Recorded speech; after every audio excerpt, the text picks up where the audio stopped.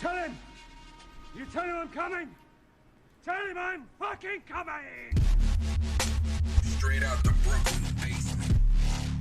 It's the GodMode Podcast. GodMode Podcast. GodMode Podcast. GodMode Podcast. Ah! Gotta do my raptor yell and shit. What's going on, y'all? Welcome back. GodMode Studios and the great GodMode Podcast. We are back. We are live and all that kind of fun shit. Session 153, I believe. Fuck them, it doesn't even matter. Listen, today is a special unicorn fucking Sunday session, okay? Because I never do no Sunday sessions. Y'all know that by now. A year doing this, I don't do Sunday sessions because Sunday to God rests. But today, I have a very, very special person in the building. Good friend of mine. I've known her for more than going on 15 years now. She started... She saw me start with my grassroots bullshit out in PA and evolve into this monstrosity you're watching here now. She is an accomplished DJ and kicking ass and taking names right now in the city.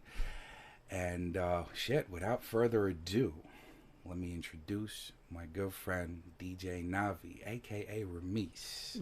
That was the intro of the century. Oh, my God. I appreciate you so much. I had to. Come on, this is you, though. Like, you know, Man, there's so guests good. and then there's a guest. Well, thank you so much. Saying? That was so warm. So welcome. Thank you. Thank you for doing this. Thank you for being here. I've been trying to get her here for like ages now. So Yeah, man. It's hard. I've been wanting to come, but like, when life starts to kick you in the ass, it's like it sucks. It sucks. But I'm glad I'm here. I'm glad I finally made it. Definitely. For real. So tonight, we're gonna share with a podcast group. So all of you podcast listeners right there from Facebook or whatever, we're sharing with you now, and welcome to our family, and now vice versa, and all that fun shit. So. Let me just share real quick. If y'all know me, just give me a sec. Let me get my damn peripherals in order. Let me do the same. So let's see who's going to be the lucky one. Podcast movement, yes. Okay, you guys are going to be in it. Podcast creators, sure, why not? Watch them ban me. Like, you're not supposed to promote your podcast, sir. You're of just course. supposed to,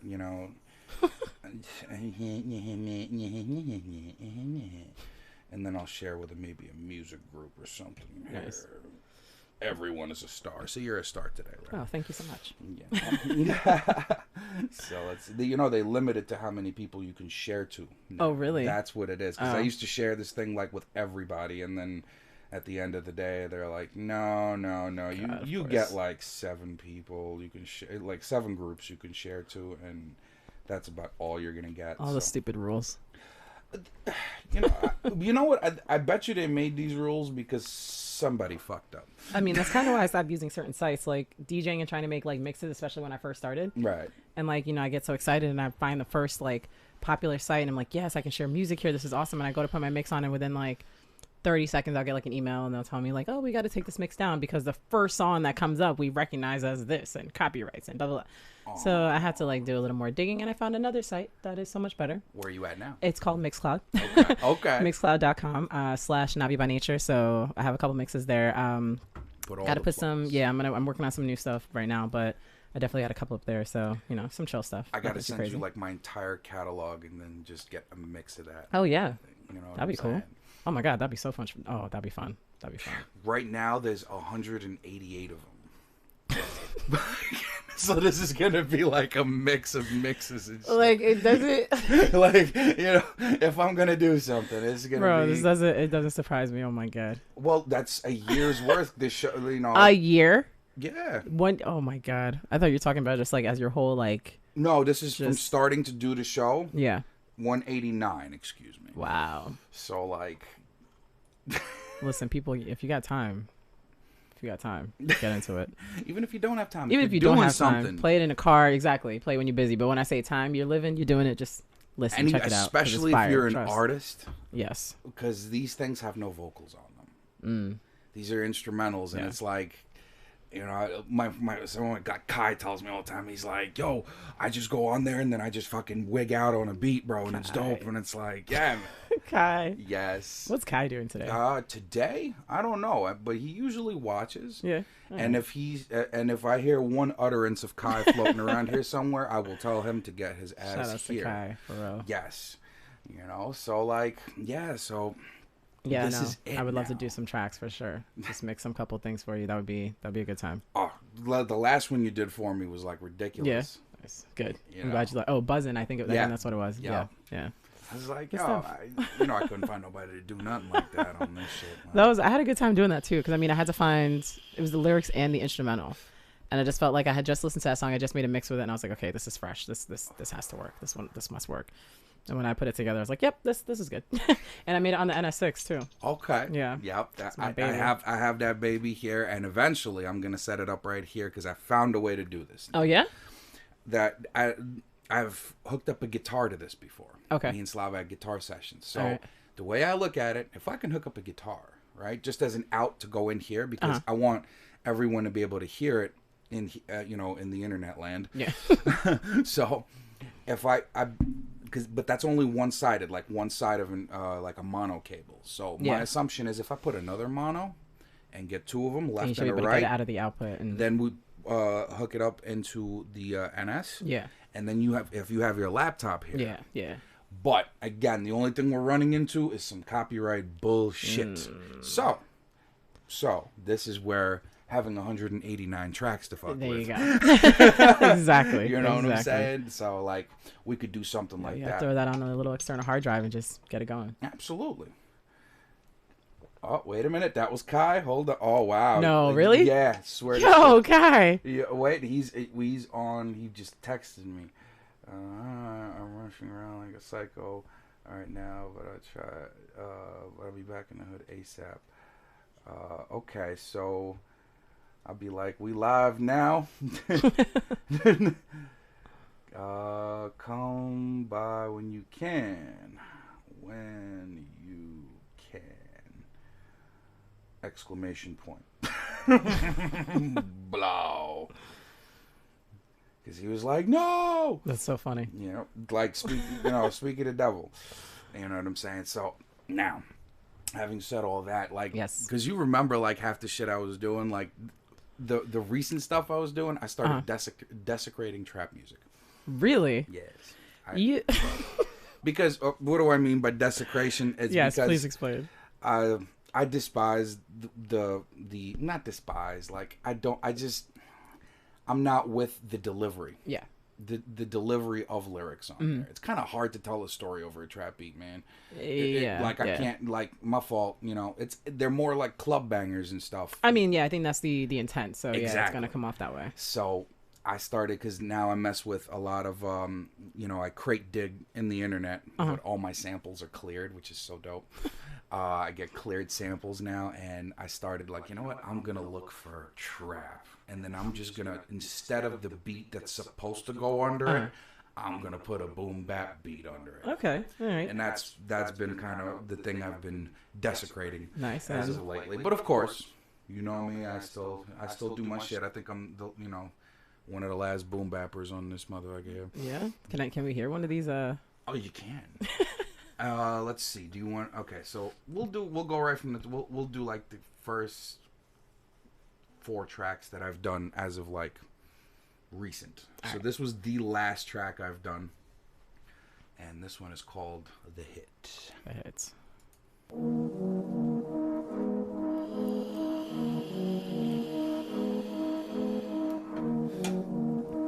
As you know where this is supposed to go. Yeah. It doesn't.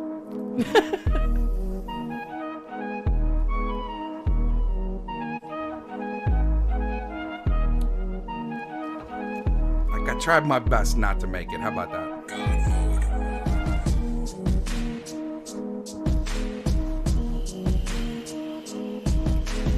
Just Man. heavy. I want to roll over shit. Oh my goodness.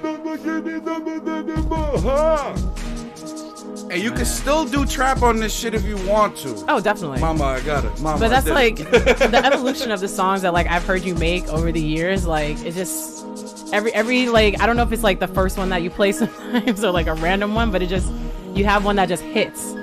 And the hit. I mean, I don't want to like turn it into like a thing, but no, this actually like this shit knocks. I like it. To be honest with you, the ones after this, better. Better? Like, out of my element better. Okay. Because but this one here is just like, I guess if I could do my verse to this shit, like, Yeah. I haven't wrote a verse in so long. Yeah. So if I could do my verse to this. And I don't know how a lot of people feel. I mean, I'm sure people can relate to this, obviously, but like for me, if I'm hearing a song that sounds like this and the bass is coming in and it has a nice, timing, it's not too slow, it's not too like long and nothing crazy. Like if I can drive to this, like right. I'm sold. Most of the time, I write music for people to drive to in their car because that's why I started writing music. Yeah. I just want to drive with You just want to be able to chill. Like, this crew. Oh, yes. Yes. And the cool thing is, I make these live now, so I have people telling me, "Yo, you should do something with this. You should do something with that." Like the little piano that comes in here. That was one of my viewers. I think it was Joe P. Kelly. Okay. He was like, "Yo, nice. do a little piano roll in there." And where'd those vocals come from? The vocals in the back. That's from here. Love that. So you got shit like that. Then next one is called Lost, and it took me completely out of my element, like because what? Come on, Kai, don't play with me. He goes, I'll stop by regardless, so you'll be happy. Have fun. Okay. Kai might be in the building for a few minutes. Let's go. Come on, Kai. He'll make it. GodMode. So, and then this one here, this was a multi-layered sample. Like, this one had like these kind of chopped up vocals and shit. I'm like, yo, I gotta use this. And then it's like, but this is not me. I don't do this usually. You know this. Okay. Yeah. This doesn't sound like something I would do. Definitely not coming in. But give it a minute. When I was making this, I was like, yo, Novi can spin the shit out of this. Hey. Just simple. Yeah. You could even do like a love song to this. Yeah, like definitely hear some R&B. Like you said, definitely some trap. Some Travis Scott. Just a little bit. So now you know which vocals to drop on this bitch. But like shit like this one caught me off guard because I'm like, I don't do shit like this, bro. What is this, bro? This is very true. Yeah, this is a little bit far from your sound. Yes, but this is again the desecration program. Because now I've been targeting trap samples, as before I was avoiding them like hot fire. Yeah. No, I like this though. Yeah.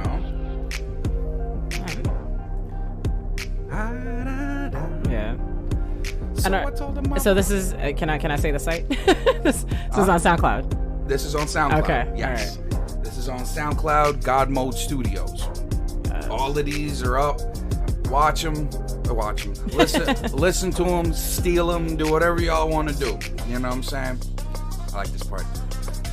Little breakdown. God, why is this like so under wraps? Like this should be like. Man, I'll be posting SoundCloud every day, sharing that link every single day. Well, my manager is here, ladies and gentlemen. Y'all heard it here first. You know what I'm saying? The official aficionado. That little piece I put in the background. I think I put it too low. But this is like perfect. It doesn't need to be louder. No. Cool. I'm glad. I meant to ask. Because they're like, I mean, as a producer, obviously, like you get it. Like some sounds don't need to overpower anything else. Like if they're subtle and it's like, oh, did you hear that? That one little bit. Like, right. Because I thought I went too low though. That's why I asked. Good. So there's shit like that. Then the next one is called Full Auto. This was the first track where the desecration began. Okay. Was it? Might have been, yeah. This is like when I was like, you know what? I'm gonna take this shit and flip it on their heads. Why not? Whoa. Now you're thinking, Mama, I got it. Mama, I did it. Nope. Nope. Please don't. Yeah. Let's go.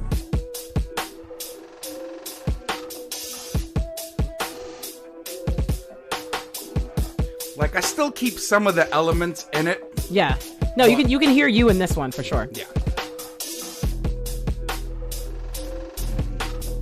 I like that nice low bass. Like, That 808 is dirty. That 808 is filthy. Rolling around in the mud type shit. Whoa. Whoa. And you could, like, I like that you could do both to it. That's what like made me want to keep going with these, because it's like you can take it. I don't have any trap verses, but I know I can be. So like, you know this what I mean? beat. Do you remember how long it took you to make this? We could look it up in the sessions. Like, I would say, I try to Bob Ross this shit, right? wait. Like, most of these take, I would say, anywhere from 2 to 3 hours live. Because the reason I said Bob Ross is, like, I follow my guidance off of him for the beat shows, because, like, he would take some shit in a half hour that was in a set of tubes, and now it's on canvas. Yeah. I watched a lot of the shows, the beat making shows, and, like, they'll fuck with a sample for 3 hours and end the show.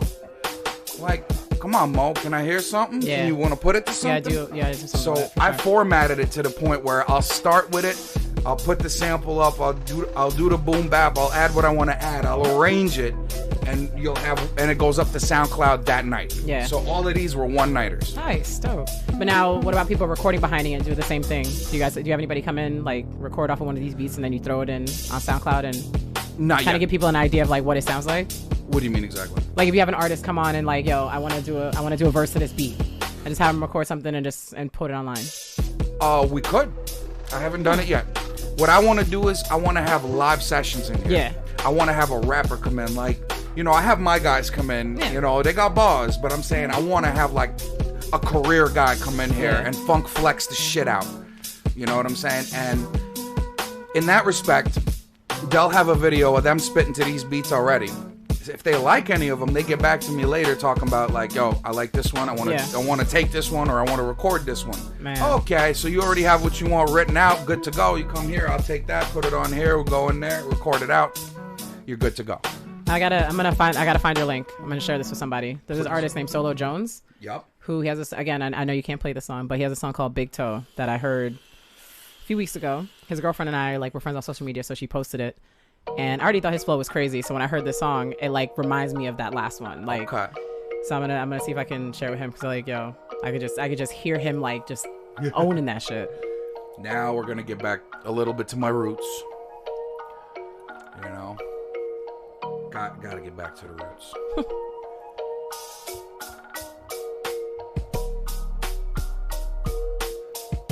This is where I feel comfortable. Yo, those other ones were good too. Yes, They're different, no, but they were so are. good. This is what I'm gonna do from now on. I'm gonna Okay. desecrate this shit. No, it's so You good. know what I'm saying? And if I come across shit like this, I'm with it. You know? But, like, I suggest you never test me. For John Boy, turn to gun boy, dumb boy. Send a shell around your way with young boys. From what I heard, it's easy to take 'em. You duck 'em, buck 'em. Then my son Asalama wrap 'em in bricks and lake 'em. Shit, there ain't no current to take 'em. I leave 'em fish food and let the crustaceans flake 'em. Cause Pondo River, Pondo Bank body parts won't be washing up in plastic bags. By the time shit found the DNA don't match. Yacht crush, John on the beach, drinking crush. I hope none of these motherfuckers wish me ill will. I cut 'em with the same Tori Hunzo used to kill Bill. Yeah. You know, like, this is my tempo. I fuck with this. Oh, I tempo. love it. God, I love it. You know? Yeah, every time I come into the studio, it's like, energy is so fucking good in here. Thank you. So good. So good. Now imagine we could have another person here. I know. And I've had two people, like a piece. Yeah. Well, like actually 2 and 1 and me. So I know I could have 2 apiece. Yeah. So Nice. that's gonna happen. You know? Like, and then this one me and Slava did when he was here. Slav. SL the God. Shout out to SL the God. Oh, and by the way, my 7-Eleven people, if y'all watching, shout outs. Shout out. No, shout outs. Yo, straight up. Yo, 7-Eleven. I remember going to there. That was the first time when I was with you guys. It was the first time I ever had a taquito. Okay. Yes. Shout out to 7-Eleven. You see? And tonight we're trying a new juice. We're trying a new juice. This is a milkshake, strawberry milkshake. Okay, so we're gonna see what the fuck happens here now. Yo, it's like looking at a fucking car show over here with all these like different pens. Come like, on, you know how I do. Yeah, listen, like I said when I first walked in, like every time I come through, it may not look different, but there's always some type of upgrade. There's some type of change, some new addition, some piece of art, something, whatever. Something's coming through. But like now that it's a totally different setup, it still says God Labs / Boris / AKA Johnny Grimm / like it doesn't like the end, like it's still there. It's still there. Awesome. Like it looks different, but it's all still there. Like nobody can't tell you like, yo, you switched up. Like all the same. It's the same shit. You see, It's so crazy. Brush my shoulders off for that shit. You know, I try. So I really crazy. do. Like this fucking red and black. Like yes, that's like the first look. Like that's red, black, and white. Those are gonna be my colors forever. You know, like. Well, let's see what else we did. Then we did this one right here. When let's see how you feel about this comment. All right, because this comment will live with this person forever. Oh god, this is my first naysayer. Yeah, when I was making this beat, I was told that I don't have the ear to make beats. The next one. I shouldn't do this. The next one. Okay. All right. I'm ready. So. And I was like, I'm wondering if you're hearing the same shit I'm hearing, but okay. You know, like, no, I've learned that, you know, you can't please everyone. It's impossible. So I'm not going to try. Absolutely. I'm just not going to try. I'm just going to keep making the beat. But apparently this one right here set him off. This is the one. Okay. Over the edge.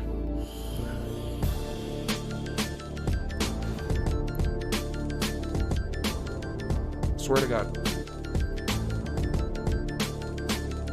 Said it was a cheesy sound.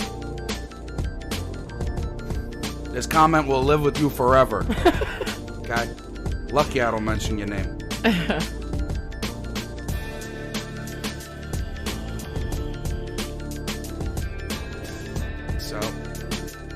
So there's a lot of producers that have sounds quite similar to this one, right? And not to say that this is like an exact replica or like, you know, anything like that, because everybody's very different in their own way. But coming in, I can already think of like Swiss Beats bringing something like this. Yeah, I can see it. Because that's Swiss. So it doesn't stray too far from something that has the potential to be mainstream. It's not like. But I shouldn't make beats though. Let's go.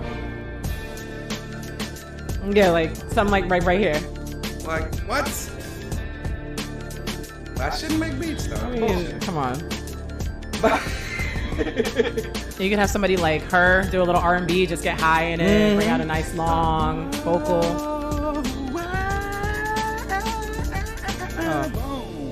You know? But yeah, this was a naysayer beat. The next one, I had somebody stop me in the street. I was driving the car and I was putting this shit on blast. And it's a very calm beat. Dude literally like did the police on me. Like that. He goes, yo, who made that beat, bro? Who's that beat? I was like, that's me. You produced that beat? Yes. Yo, what are you trying to do? I'm trying to drive, fam. This is a fucking green light, bro. That's what I'm trying to do. You know, but like, it touched my heart. Listen. You know, but like, that was this one right here. Right.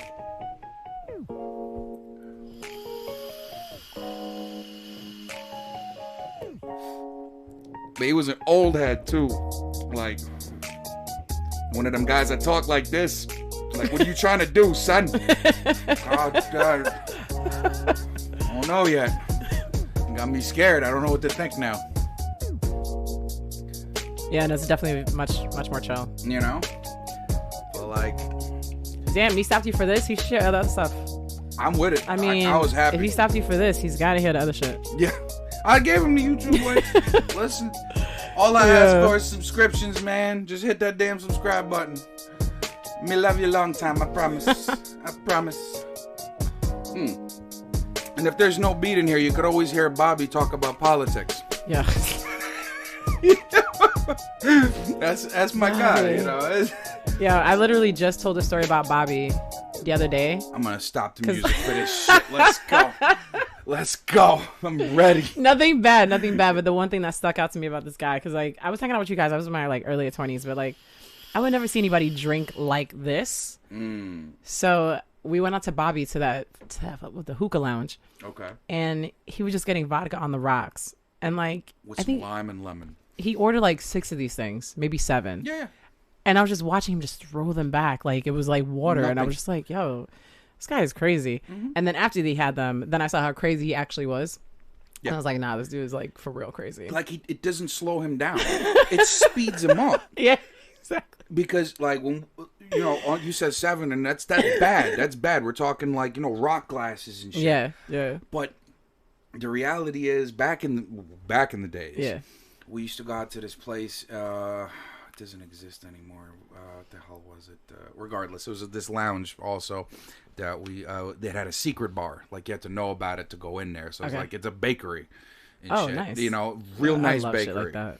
And then there's a door you open up, and it's a straight up fucking lounge. Love From the shit like outside, you won't. You have no idea. Because they didn't have a liquor license for next door, so they were like, shit. yo, they were getting it in. So, and we would go there, I think every Saturday night or something like that, and like I'd throw out my budget, you know what I'm saying, $100-$200, just to eat, and back in the day, Bob was high rolling, and he would come out there like $800, $1,000. Yeah. This guy. And one night, this is a good Bobby story. Just y'all know this is Brooklyn Bob I'm talking about. He was on last night's podcast. I'm gonna blow his spot up. You know what I'm saying? So we're there. We know everybody there. All the waitresses, all the they're we take care of them. They take care of us. It's like real good little hangout spot. And it was far away from home. That's why Bob loved it, because in the neighborhood he didn't want to be around the neighborhood and whatnot. So we're there, and he put back 12 of them. I counted. That's like, yeah, that's Olympic medal worthy. Like I would die, and then when I come back, I'd die again. It's so crazy. And he put them back, and it was the night's drawing out close. It's time for us to go. And this poor waitress, one of the waitresses. She was hanging out with her boyfriend. Visibly, you can tell. Yeah. She's sitting on his lap type shit. Cool. And we're leaving. We're saying goodbye to everybody. This and this and this. And, this kid looks like, upscale kind of. Yeah. Like a bro. You know what I'm saying? A bro. Okay. Like it's the easiest way I could describe him. And he comes over to the girl, and he's like, oh, I'm not going to mention her name. Like, oh, sweetie, I see you later. Boom, boom, boom. Listen, I'm going to grab one of your cigarettes, all right? And he grabs a cigarette. And this guy loses it. Like, and that's a lesson. Never lose it when you're not supposed to. Okay, yeah. Because, like... God, I can't. Yeah. And so he loses it, and he's like, yo, if you take that cigarette, I'll fucking kill you. To Bobby. Okay. Yeah, because we know. Yeah. The biggest smile came on Bobby's face. Yeah. And I'm already like, no. And the guy gets up and he starts yapping and this, and Bobby's just smiling. He's just happy with, like, he's a short guy, so he's looking up and he's like this. I'm like, no, please, no, don't do it. And sure enough, the guy starts raising his arm. Oh, no. And he had the Albanian flag tattooed right there. And he's like, and he's talking about, I'm Albanian. And I grab him. I was like, Albania, you're about to get knocked the fuck for real. Out, like, bro. You're about to get hurt, bro. Just don't do nothing. And he's like, yeah, I like Albanians. Yeah, come. Yeah, I like Albanians. And he's getting ready. I'm like, nope. Oh my God. Nope. I was like, yo, Vicky, take this guy. Yeah, and get right. Him the Save his fuck, life right get now. Get him the fuck out of here, please. And he's still holding on to the cigarette. And I got another cigarette. He took 2.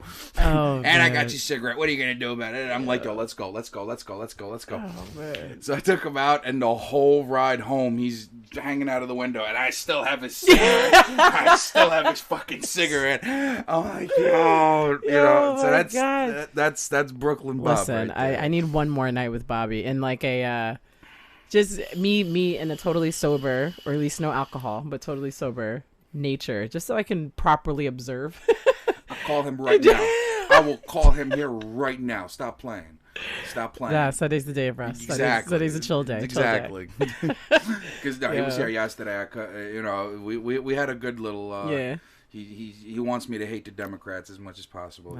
He's the only person that I tolerate that's on Team Trump. That was part of the conversation that I definitely caught last night, for sure.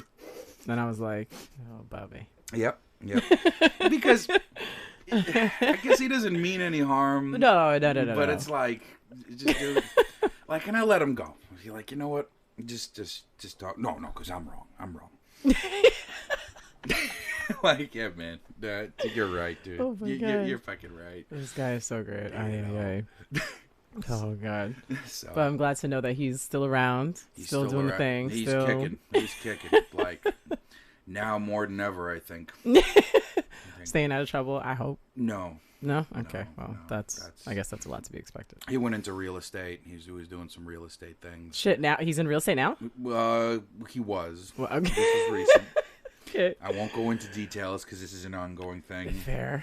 Understood. You know, but yeah, he's in real estate. Shout out to Bobby for real. Yeah, like Bobby's like an OG. Like when Boris came back to Brooklyn, like he's one of the first people I met besides good old Slav. Yes. Good old Slava. But Bobby's one of the nice people that I met, and just definitely just sticks to memory. Yeah. You cannot forget this guy. The first night I was back in New York, literally the first night, he's like, "Listen, no. We're gonna do this proper. We're gonna do this proper." I said, "Okay, let's do it proper." So, like at the end of the day. Oh, thank you. Yeah, it was fire. I appreciate that because the episode with Bobby was fire. Thank you. He'll be back on, believe you and me. And the first night that I came back, like, you know, like sometimes you go, damn, like you don't count your blessings until like shit like this. Yeah. The first night he's like, listen, I got a fat bag of trees and I got Heinekens. All right, we're gonna go driving. I said, we're gonna do what? He goes, you heard what I said. Come pick me up, man. So I can't say nothing, you know. Don't drink and drive is bad. Right. Okay. Yes, Public service announcement. Okay. Right. Do what I say, not what I do. All right. And this was way back. Yes. When I had the red and black lumberjack. So oh my God. the first night back in New York, I found myself driving across the Brooklyn Bridge, smoking a blunt with a Heineken and with this kid. Like, that's how New York welcomed me back after coming back from PA. If that's not a way to welcome someone like, back you know home, what I don't mean? know And what it is. was like, that day's like, I had to count my blessings. That's you know? true. I mean, that is a friend right there, for real. To be honest, like, as crazy, Bobby, listen, if you're listening right now, as crazy as you might fucking be, my man. Like, the love is 100% there, because like first impressions are everything, I think. So first impression for me with Bobby was that night when he drank 7 fucking vodkas on the rocks, and that was light. Exactly. And I was just like, yo, this guy is nuts. But he was always nice and always very, like, you know, very sweet and like everything. But he's I got him drunk one night and he told me something that, like, coming from him, you know, I'm gonna blow up your spot again, my fault, you know? He got wasted, and it doesn't slow him down, it speeds him up. But he got to that point where he's already kind of, yeah, you know, and he's like, listen, man, for you, I shoot somebody for you. Yeah, and I'm like, what? That's the dopest shit I've ever heard. Like, from him, listen, and you better believe it. That's not an OG. That's a motherfucking double OG. Yeah, and I believe 100%. That's what I'm saying. Like, that's a phone call I would not want to make. I would never call bullshit on Bobby. Yeah. Ever. So let that be a lesson to everybody. Thank you, Little Trap. Shout out to you as well, man. You know, and no, he's one of the cats that just you don't play with. Yeah. No, he's cool. He's good people. But yeah, if he's on your side, he's on your side 100, you know. Oh, man. But man, listen, it was cool coming out here. Like, there was at one point where I was here like every couple weeks, I think, at one point. Like, well, we're gonna change this right now because now you see now that I'm here experiencing again, what's happening shit, here. this is like, listen, you did the damn thing in this room. Yes, I have to give it to you. And coming into this basement, I see the transition. Like every couple years, we move things around, move this, add this, add that. Brooklyn. Yeah, there you go. So yeah, like being down here is like, I come through and I see the progress, but like, oh, this is like, you never let go, and I like that. This is comfortable. I appreciate it. I like this. I got to the point where I said, because I did the beat show for a year straight, and I did it, I tried doing it every night, like a job. Yeah. And grant you, it yielded results. Yeah. But I was like, yo, this is feeling like a job. Yeah. Like, it's feeling like when I get on here and I have to do this, I have to set it up and let it in. Yeah, I got everything's worked out, but I'm still feeling that kind of nervous thing. Mm-hmm. And like that, I don't really want to do this until you turn it on. Yeah, that's true. When you turn it on, and you just get lost in it, it works. But like every day, it started feeling like a job, and I'm going, okay, what do I really like? Where would I evolve this? And I had the booth there, and I had people in the booth, doing the same thing we're doing now. Right. Imagine now, my poor guest being in the booth the whole time. Yeah. I can't see them. I could see them. They can't see me. They're in that booth. They had to have the phone, and I'm like, this shit. Like, I'd like to just sit down and talk to somebody. Right. And when I started watching Joe Rogan, I'm like, I want to do that. Yeah. But I still want to do this at the same time, and that's where the idea came. And I was like, all right, I'm going to pull the trigger on this. And right now, sitting in here, I feel comfortable. Yeah. That's where I think the energy comes from.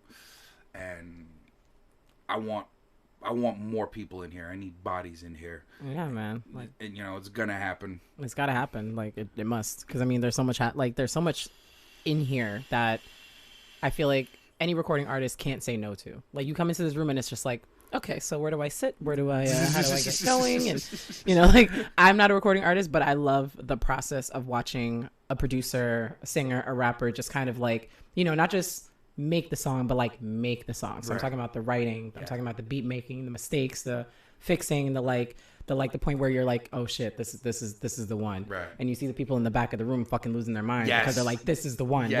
Like, I love watching that process happen. So like, trust me, if I could be here to see that happen more, I would.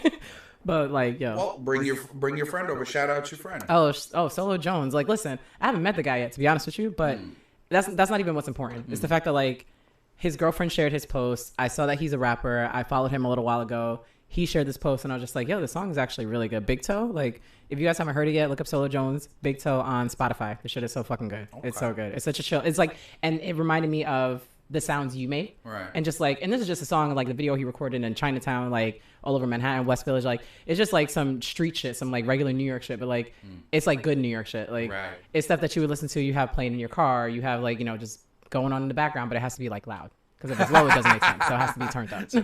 808s are cooking. That's what I like. Is it more, what style does he perform in? More trap, or does he go back he's to the He's a rap? hard rapper. Just street rapper. Like, are we talking about like Sean Price type shit? I mean, I don't even know how to explain, because like, what's the delivery like? Is it like, you know what I mean? Does he deliver in the trap format, or not? Like, his delivery is okay. So sure, let's say it does have that kind of speed to it, where it's like fast and it's bar behind bar behind bar, and there's a rhythm to it, obviously. So he's not just spitting. So it is like da da da da da da da. But like the beat behind it isn't a trap beat. Okay. So it's like, it's a heavier hip hop beat. So it's not something you're necessarily dancing to. You're just kind of like just doing the raisin face. Exactly. And he's just spitting fast, and it's just, so like his flow is cool. I like his sound, and I think you guys can make a nice little love connection. Well, first and foremost, let's have him on the podcast. Okay, dope. Like, I got to reach out to him. You know what I mean? Send him some sounds for sure. Bring him on the podcast. We'll have us a wonderful podcast. We'll get him fucking dropping bars Hell here. Yeah.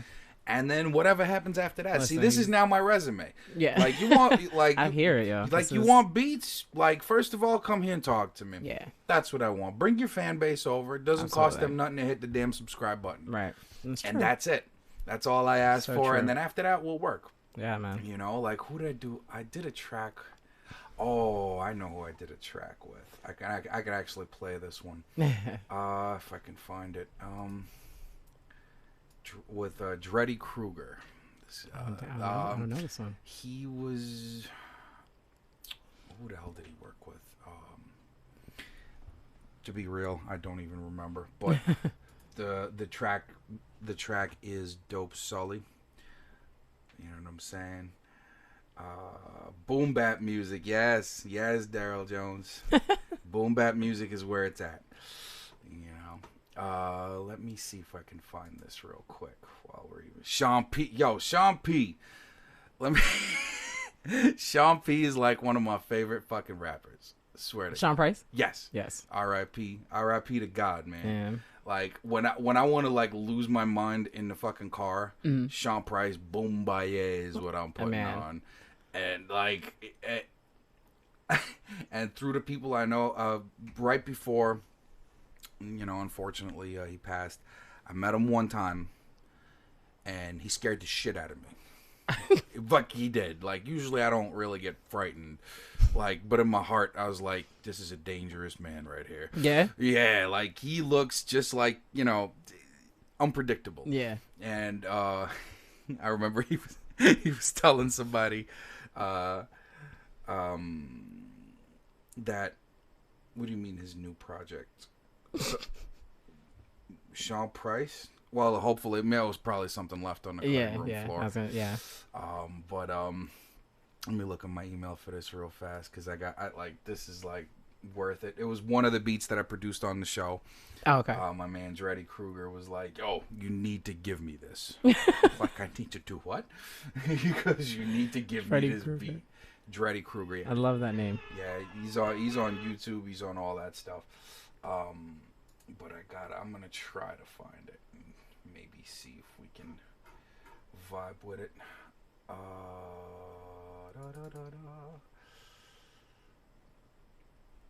Like when you look at it, this is how much tracks we have like from the show. That's so crazy. That's all. That library is so huge. You know.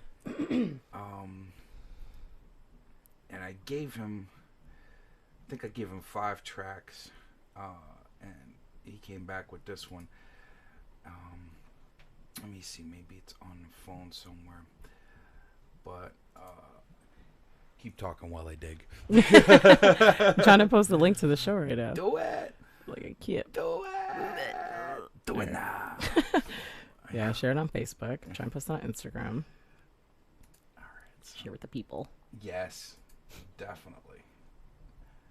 All right, so let's see. All right, we'll do this. All right. Man, how about that weather? How about the Yankees? You know. Yeah, for real. Actually, I got some. Are you a meme person, Boris? I feel like we have certain things. There are definitely some things we have in common when it comes to like music and art and creating. But like, I feel like when it comes to like other stuff, I want to see if you have the same.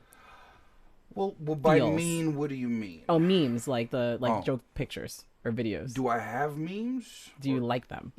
Some. Do you find some funny? Okay. Yes. All right. I'm gonna see if I can make you laugh. Give me 1 sec. Oh, this is very possible. I gotta see if I could do this. I don't. It's not gonna be hard, I don't think, but I feel like I gotta find the right one. Okay. Okay. Let's do it. All right.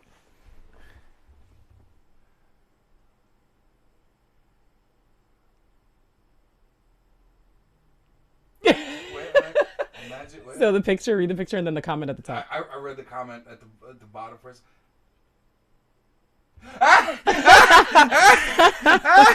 So it's like so whack, but like I'm gonna try to put it on the. Yeah. See if people can see it. Yep, they will. It's just. There's a delay. It's cool. But it's just Little Kim tries to communicate with Biggie through a clairvoyant on Hollywood Medium, and imagine being dead 20 years and your side chick still bothering you. Yeah. Like I just. Yes. Like that's.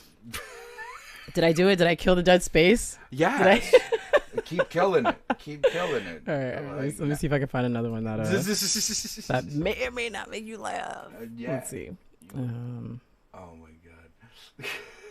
Do you watch Netflix? Any shows on Netflix? Do you watch The Witcher?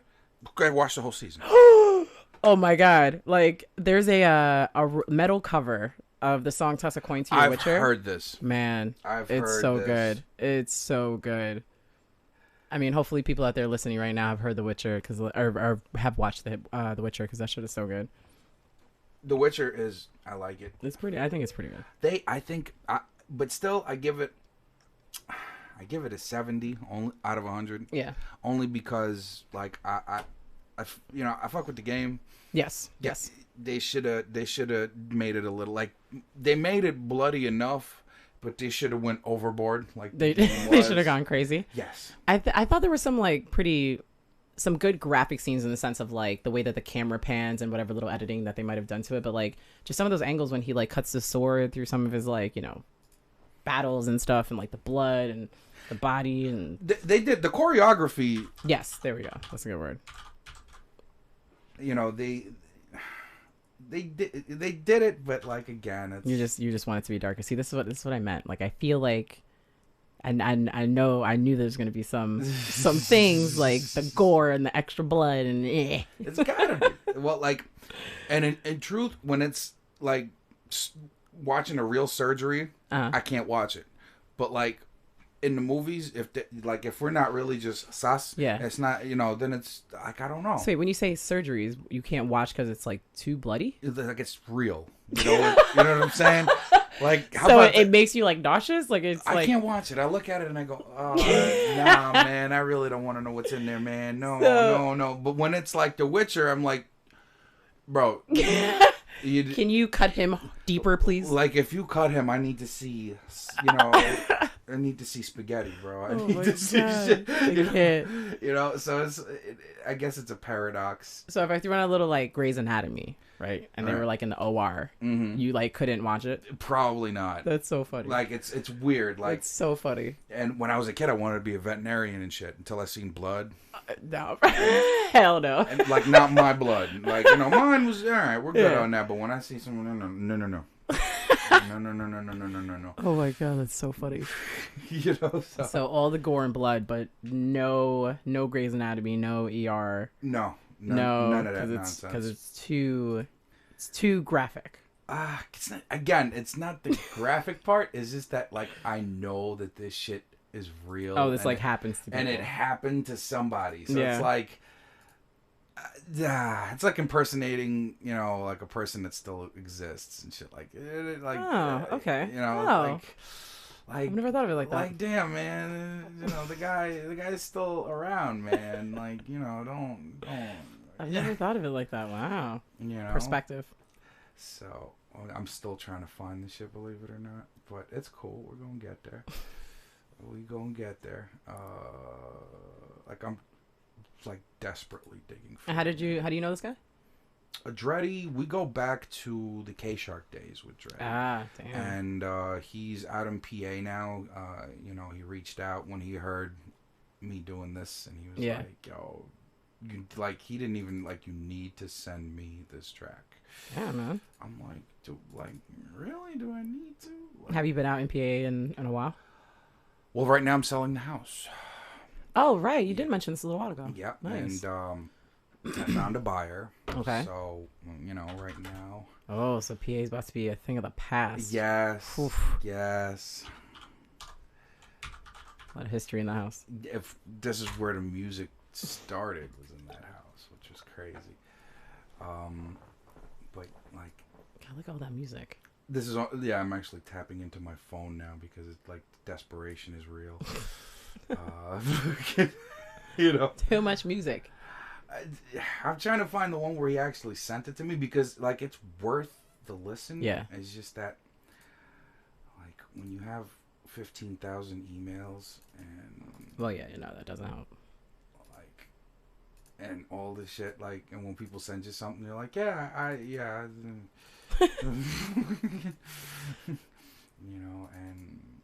so if it'd be anywhere, it'd be it's deep in the archive.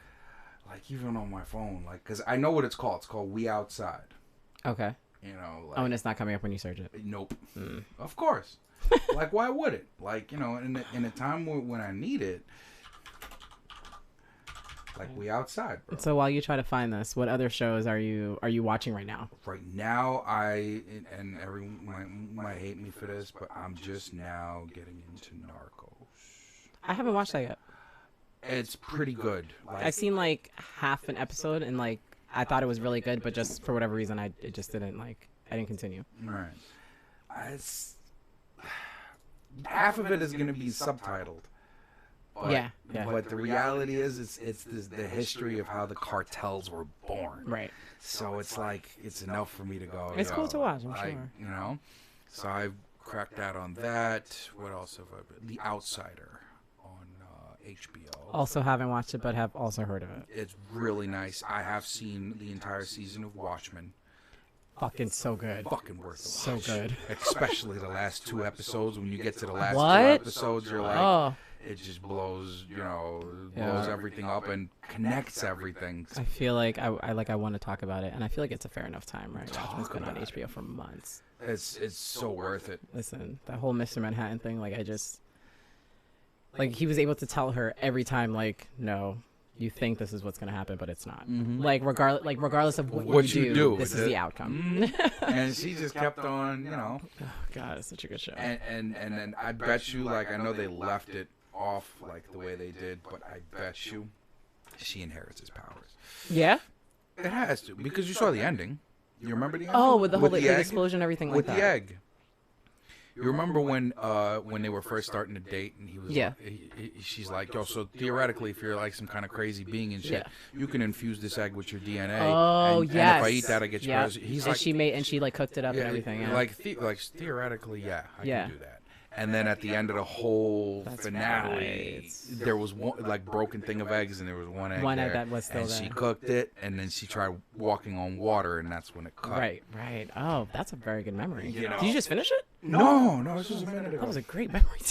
Well, because that scene stands out. Yeah, that's true. And it's damn, Man, now I remember. Oh man, that's true. Kerry Washington might be the new Mr. Manhattan. Yeah, because they destroyed Mr. Manhattan, theoretically. And that's the thing. Is he really destroyed? Oh, yeah, that's true. You know what I mean? Because it could be,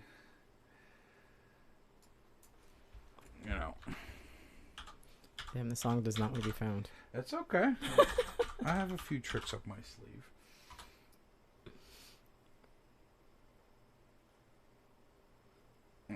It's another show that I'm watching right now. I feel like I've watched all the shows that were supposed to be watched somewhat in due fashion. I just started watching Parks and Rec this morning. I know that isn't groundbreaking or anything like that, but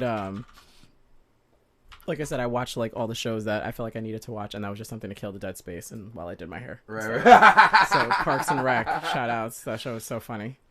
It's so stupid, but so funny. Somebody yelled at me for not watching it, so I got into it. Yeah, too. see, it's so all right, fair enough. Yeah, it's a nice show to kill some time until your next show comes back on. All right, this machine. Got the motherfucker! Oh, I got it! Oh, nice. I got it. All right. Yeah, so this was one of the tracks that I did on the show. Okay. And this is what he recorded to it with a guy named Mike Hands. Ooh, all right. We outside, nigga. And Dreddy is 6'5", got dreads down to his Listen, if there's something to be addressed, better bring it to my attention. See you niggas acting sideways with your complaining and bitching, ranting slick shit out the side of your mouth, stuck in the internet route, typing for clout, you just some guys on the couch, and I'll never see you out of the house. It's all real, niggas scared of population, I call it the way I feel. Same dread to make it pop off, cover the block in hot sauce, walk away slow with the bop, eating my Nathan's hot dog. It's getting cold outside. Y'all still running your lips up in the crib, talking, clapping the fist. It's getting cold outside. From the era where the fire got lit. See, I could talk it, but I backs my shit. Before every corner with cameras, we had L40s and hammers. Y'all was home watching TV, playing George Costanza, Tony and Angela. Trying to figure who the boss. I was on court with necks like Ross. Bullshit. We outside, don't click, ready for war. 10 toes down for sure, while you're trapped behind doors. We outside.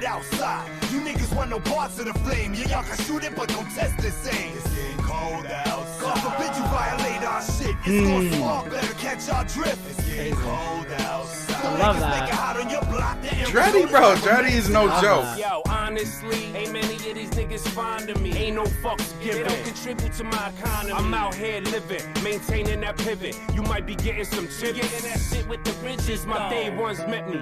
Ain't much change. Little more people friendly. Be at the gun range in a positive way though. Lil self-preservation. Hit rock bottom. Felt the deprivation.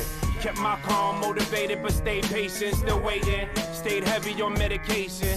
Rolling on that non-GMOing. Y'all smell what we cooking. Slam you like I'm Samoan. Little bitches always snitch, but we ain't in the bookings. Manhattan, Queens, the Bronx, Staten Island, and Brooklyn. Damn, felt like I had to say that, cause when it's cold outside, these the places that I stay. We outside, don't click, ready for war. 10 toes down for sure, while y'all trapped behind doors. We outside. You niggas want no parts of the flame. Yeah, y'all can shoot it, but don't test the same. It's getting cold outside. God forbid you violate our shit. I don't know why I like that part so much. Don't niggas make it hot on your block. The Arizona's paramedics and ops. So there was a third verse that they were waiting on, but right now they're lost in traffic somewhere, but it's all good. I lost the traffic. But yeah, Nice. and Dredd is one of those dudes like a Sean Price kind of dude. Yeah. Like he'll scare the shit out of you just by like being Just in the room. standing there. Dude. Oh, I like that. That was cool. Shout out Dreddy Kruger. Shout out Mike Hands. It's good stuff. I Come love see it. me on the show. I got room now. Man, I love it. You know what I mean? So like, And did he already have the lyrics made up, or did he just come in and freestyle? Well, no, it wasn't. I didn't record this. Oh, I thought this was he came in here and did this. No, he didn't. Oh, He saw me doing this on the show, and I got a message and I was like, you need, because he lives out in PA. Right. Because you need to send me this shit now. Right. So you sent it to B. He recorded and to send it back to you. In my best Dreddy voice. You need to send me the beat now. like, all right. Got it. You know, listen, when it's Dredd, you know, like, and the dude's a somebody, you know what I'm saying? He was, because I still had the booth up, and I was like, yo, I'm looking for, like, guests and shit. He goes, yo, I'm gonna talk to Rock. I'm like, really? Like, yo, that's my dude. No. I'll get Rock in here when they come back from Chile and shit. I'm like, dude, I'm the biggest fan. Like, yeah. I got it, you know. Nice. Yeah, but, you know, hopefully it's in the works. I told him, I was like, yo, let him know that we're not, like I'm big time, but not, like, you know, like, just walking in here like, what the fuck is going on Everyone here, man? relax. You know what I mean? So, like, that's really funny. But I wasn't ready for at least the caliber of, like, sitting down and having a conversation at that time. So I was like, I was a little embarrassed. I'm like, yo, if Rock comes in here, it's going to be like, nah, man. I don't what? know. But now, right now. Right, okay. Right now, All right now. Cool, good. I don't give a shit who comes in here, man. Let's go. Let's go. Nah, you should. Everybody should come through here, in my opinion. This is the manager. From now on, all my bookings go right through DJ Novi. If I really could like be like a music manager or like be involved in music like full time, in a heartbeat. This is what we're trying to do. No. You know. Let's get some sponsors, y'all. This is my unofficial sponsor, White Claw. All right, if y'all do need sponsorship, hit me up. You know what I'm saying? I'll display you. I kind of like this one. Which one is that one? This is the lemon lime. Lime. Another one? Not lemon lime, just lime. Yeah, sure. Or you want to try a different one? Is that safe? Yeah. Should I? Well, let's see. Right now, I'm rocking raspberry. Then there's black cherry. Yeah, that's a black. It's a cherry always. Yeah, that's a. Yeah, that's like a gamble. That's NyQuil shit. Okay, so black cherry. We're gonna skip. Ruby grapefruit. I mean, this is only the this is like the third or fourth occasion that I'm having White Claw, so I should know what I like, but you know what? I'm drinking the raspberry. The Raz is safe right now. I like how you took all the mouth. Well, because they're like to like find like a good one for me. Thank you so much. Listen, we crate dig even in in White Claw fashion. Yes. So, but oh man. So yeah, man. So I want to know what your how the DJing is going now. Tell me about where you are right now. So I mean, I'm still trying to putting mixes. I'm still working, trying to practice, get my sound together and everything like that. But right now I'm in one location. I'm at Down the Hatch in the West Village. a lot of people has known it to be one of those bars that you kind of go in your college years and probably don't visit beyond that. But there's a new manager in town. There's a new staff in town. You know, they're making changes. So if you got time, and if you want to hear some good music, come through on Saturday. I'm doing the brunch time slot. So from like anywhere between 1 and like 6, definitely come by and you can find me there and, you know, hear some good music. So that's where we're at right now. Yo, when Remy throws down, like I don't dance, right? But yeah. When she does that reggae shit, I can't. That's like, listen, there was a time when like people were coming out to certain events because like I would be on a bill with like DJs. Like I used to be with DNA. Mm-hmm. And tell them about that whole situation. Like, how did you get in with DNA? How did it feel? First of all, the shows and like that energy that was being with DNA has and was like a very exciting time for me now. And like since, you know, work and stuff like that came around, I wasn't able to show up to participate in a lot of the events after a while. But I mean, just being with like DNA, it was just like I'll never forget it. And that's only because these guys were able to put together events that were like game changing parties. And the only thing that made it game changing was because there was no one else in the area doing what they were doing. So they were able to say, okay, we have this idea. We're going to bring this party to life and it's going to be fucking epic and it's going to be huge and crazy. And that's like just what it was through and through from beginning to, I don't want to say end, but like, you know, from beginning to now. Like they've just been on fire. So like right now they're doing a bunch of throwback nights. They just started a brunch party. So shout out to Brian for, you know, getting that going. Right. They've been doing emo nights and that's been a fucking hit. So I have yet to be able to attend one. Okay. Because again, like schedule and stuff like that. But one day I am going to be able to make it on one of these Friday nights and they have these like crazy emo parties. So like it's a lot of stuff that you might have heard, you know, in the last like, I don't even know if it's in the last like 5 years to be honest, but like I want to say it's just like stuff we knew from like high school, college, middle school, just like that whole, when emo was like really alive, it was like stuff like that. So they're doing stuff like that now, but back when like I first got into it, they were doing these crazy glow parties and, you know, just a bunch of stuff everywhere. And it's just like, I was like, yo, I want to work with these guys. Like if it's the last fucking thing I knew. How did the door for DNA open for you? So like my whole process of when I first started DJing was, I didn't see it as like, excuse me. I didn't see it as like a end all be all because, you know, versus like having your day job and what I was doing, this was my passion. This was something that I wanted to just be involved in. I was like, if I'm going to be in it, I'm going to be good at it. I'm going to stick to this. So when I first started DJing, I just wanted to do any party that someone gave me, whether I was getting paid for it or not. That was my first like idea for like a year. Then I started to get paid for it and I was like, okay, people like what I'm doing because, you know, I started doing like online radio. I started posting mixes and people were like, oh, so like you DJ, right? Like it went from me having to tell people to them being like, oh, so you're a DJ, right? And so I was like, yes, fuck, I made it. So then I started to feel my oats a little bit more. So dope. So I started going to like these parties that DNA was throwing and, you know, they're having these, there was this venue called Empty Bottle in Middletown and it's closed now, like RIP, but that place was they had all the party, like any party that was happening in Middletown and or Orange County was like happening at this venue because like they had the size, they had the bar, they had the stage, like the capacity was there. So they would have all these really cool parties there and I basically was just going up to the DJ booth like no fear, no like you fear?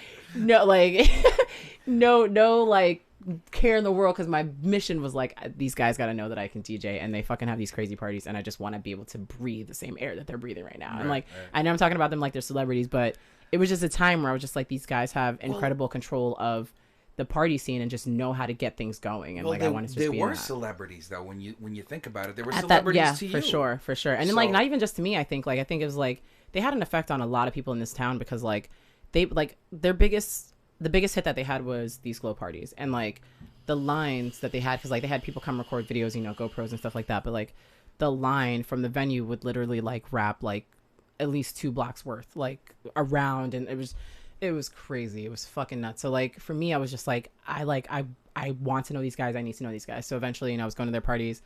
I'd go up to the to Brian, who was like, you know, the head honcho basically, if you will, and he was the one putting all the events together and like doing stuff that maybe wasn't as big, but just like DJing a Friday or Saturday night at this place. So I'd go up there and I'd be like, oh, you know, my name is Remeice and, you know, I DJ, blah, blah, blah.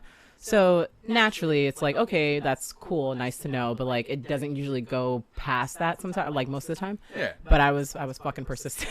I was so persistent. And I don't know if it was considered annoying at the time, but like, I was just like I just got to do something. I don't know what, I don't know how, but I just got to like do something.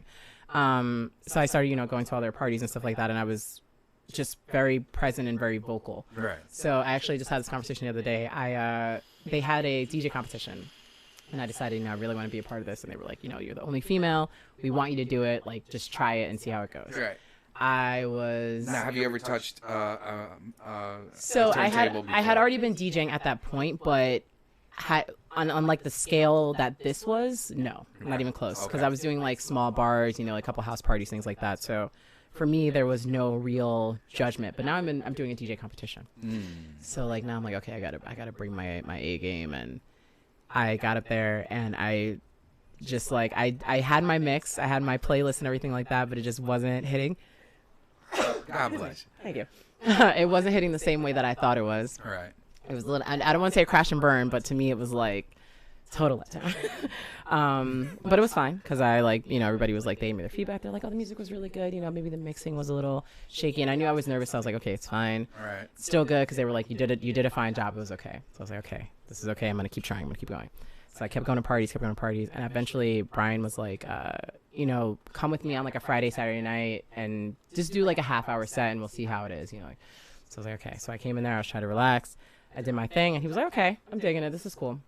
So then the next thing, it was another glow party. This was like 3.5 or some shit, and he was like, I'm gonna have my main lineup DJs on the main stage. I'm gonna have you here on the side. So he was like, during the time that we're switching DJs, because like a lot of times DJs will have to like talk, or like MCs will talk and try to like kill the time because you're trying to switch like wires and connections and stuff. Okay. So yeah, we had the one deck. So he's like, in between DJ switching, I'm gonna have you do sets in between. So I was like, okay, the DJs would go on for like 45 minutes to an hour. I would do like 15, 20 minutes, and then the next DJ would go on for another hour or so. So I'm like, all right, that's fine. So I get on and I got my mixes going, and I'm feeling good, and I'm doing my thing. And I remember just vaguely at one point he comes up behind me. And he's like, is this you? So I was like, yeah, is everything, like, I wasn't like nervous, but I was like, yeah, this is me. Just everything okay? So he was like, yeah, give me 1 second. He like disappears, and he comes back and he was like, is this still you? So I was like, yeah. And he like disappears. So doesn't say anything again about the music for the rest of the night. They're doing their stuff. They've got fucking paint everywhere. It's like, it's chaos. Right. So the night is coming to a close. I'm having a good time. I get off. There's paint all over. Like he threw paint in my face. It was like a whole thing. So I get home the next day, and he like sends me a message. He was like, yo, you like really fucking killed it. And I was like, oh, thank you. And like, I'm just thinking like, like just being nice kind of thing. Like, you did a good job. Yeah. And he was like, no, there was really at one point you were playing music, and I thought it was the guys on the stage. And when I went and asked them, and they were like, no, we're not set up yet. What? And he was like, oh, that's so dope. And he was like, I had to do like a double take because I was like, wait, this is not you. Is this is Novi? Like, so yes. I thought, and I was like, that was like such a defining moment to me. And it was like, it's so small, but it was like so big. So, no. Don't downplay that moment. Like, yeah, like, I mean, it was very like, it was very, that's very the moment that me. made Novi, right? Yeah, it was very important to me to know that like, he heard it and was like, yo, like, you're doing the thing right now. So like, everybody who hung out with them, they were like, listen, you got to like really try to like talk to them. Cause I would say stuff like, I really want to be with DNA, but I don't know. And they were like, no, you got, just talk to Brian, just talk to them.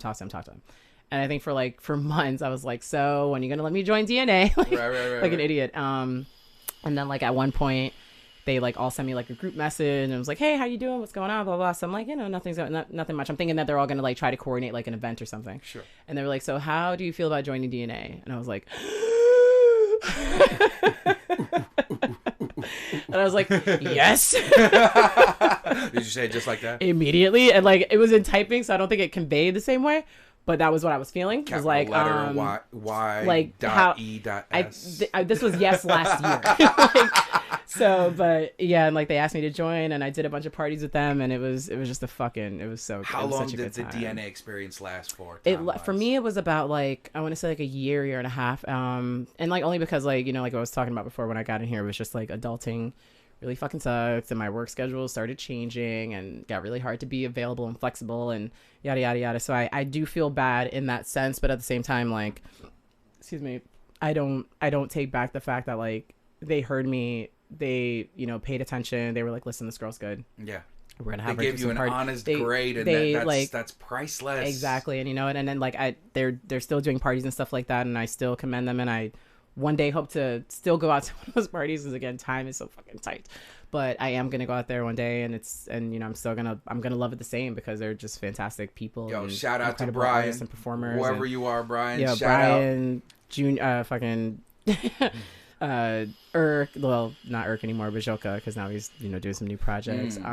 Jeremy Zwade, like they created a community. Yeah. And that was like the biggest thing for me, was like, as a DJ, like I love music and I love playing with stuff and I love, eclectic sounds and I love all the different genres. But like the fact that you can take music and create a community after it, Yes, is like that's amazing. Ironically, I say that about like a group that I don't really listen to them personally. And at one point or another, I had an experience, but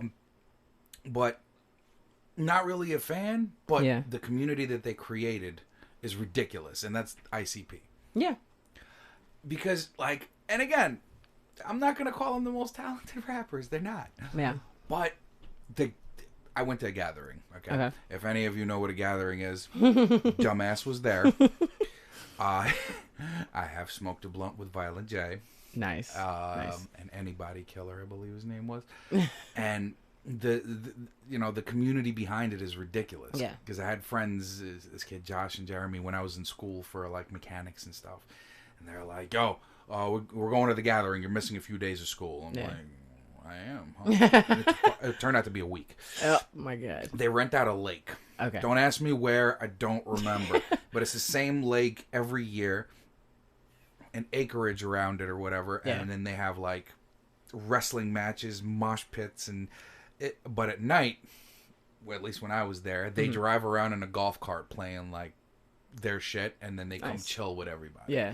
So like that's how I met them. We were all at the campfire after a day of like mosh pitting and just covered in fucking things. Right. We're just like, all right, I want to die, but I want to live, but Right. die. And then in the distance, you heard dun dun dun dun dun dun dun. They're rolling in a jacked up golf cart, And everybody's like excited from campsite to campsite. Yeah. They're rolling in this jacked up golf cart, and it was like surreal to be honest. It's great. And listen, I mean, community comes in so many different forms, obviously, like between like something like that where everybody's chilling at a lake after mosh pitting, or like fucking deciding, I'm gonna go to Empty Bottle and like wear all white and just know that I'm gonna get annihilated with all the different colors of paint, and just it's very interesting. And not to say that they only did that, because they did a repertoire of different events, and even till this day they're still doing stuff, but like like that sense of knowing that you can go into this space and feel like, this is where I'm comfortable. This is where all my friends are. This is where we all want to be. This is where, like, I don't need to look at my phone because I know that my closest people are here. Like, it was, they had that vibe, and I commend them for that big time. Now, very successful in that. Where do you see yourself going in the future with the whole turntables situation? Man, so... What are your aspirations? It's so funny you asked that. Because like for a very long time, and you and I, this is how we kind of met, was I was still playing tennis at the time. Yes. So tennis was a very, very, very, very big part of my life. It still plays a important role for me, but I'm no longer teaching. A couple months ago, I decided to take up a desk job. I hated it. Absolutely hated it. But that was just my way of just being able to say, okay, I'm going to take a break from being on the court, because I feel like I just dedicated so much time and I just got a little burnt out. So I was like, hey, I'm going to change gears and try something new. Trying something new. Didn't really like that entire shift, but I'm somewhere in the middle now. So I am working with kids, but also doing some administrative stuff. So I'm enjoying myself. I'm doing my karaoke thing on Tuesday nights, so I got people coming through at the bar, and it's fun. Doing the DJing on Saturday night, so I'm trying to find my way into enjoying life again, and it's a slow process, but it is a necessary process. Absolutely. For me, I feel like in 10 years, if I could choose what my path would be, like, being in this room, like I said, the energy is just like, I love being able to sit in front of a space where there are microphones all over the place, and, different soundboards and pieces that can create. Like, so if I could be in an artistic, fun sounding, if I could just stay in that, space of like being able to say, okay, like I'm going to create, or everybody around me is going to create, and I can just watch the process, and I can just see things happen and grow, and, just organically become something that sounds like they you just want to love. Like, sounds that's what like I you want to do. put a production house together. I would love to put something like that together. Like anything, again, like anything that just allows people to come in and be able to say, this is where I have a good time. That would be ideal. So anywhere where I can say, okay, I have fun, they're having fun. That's it. Well, it's almost like either you want to run a studio or a nightclub. One of the two. One of the two is fine. or two together. Or two together. That is totally that's fine. Ideal because you have the stage downstairs and the studio upstairs. So once you just cut the record and then that night. And you can perform it right then and there. See? Hey, mine's coming together. But that's the beautiful thing is like, I see, you know, like even being in the school, like part of my job is like I'm part of like a support team. Mm-hmm. So I'm in the after school program and, you know, I show up, I do my thing on the computer. Then my next job is to like set stuff up. Let's set things up. And I get to set stuff up in the way that not only how I was taught, but also what makes sense to me. So I'm like, okay, I'm going to bring this out first. I'm going to get this going. I'm going to make sure I get that piece. I'm going to make sure I got that piece. So like for me, it's like I'm active and I'm running around and I'm just making sure things are in order. Right. I love organizing and just keeping shit together. So like for me, I see something and I'm like, I get to do it and I run with it. You have the knack for being a natural manager. It would be an honor. If somebody said to me like, please. If somebody said to me like right now, like, yo, like let's do this, I cut you your first check, I'd be like, so where do I sign up? When like can I get my job 2 week notice? Like, and like, you know, I love my job, but yeah, like that is just, if I could really do that forever. Question.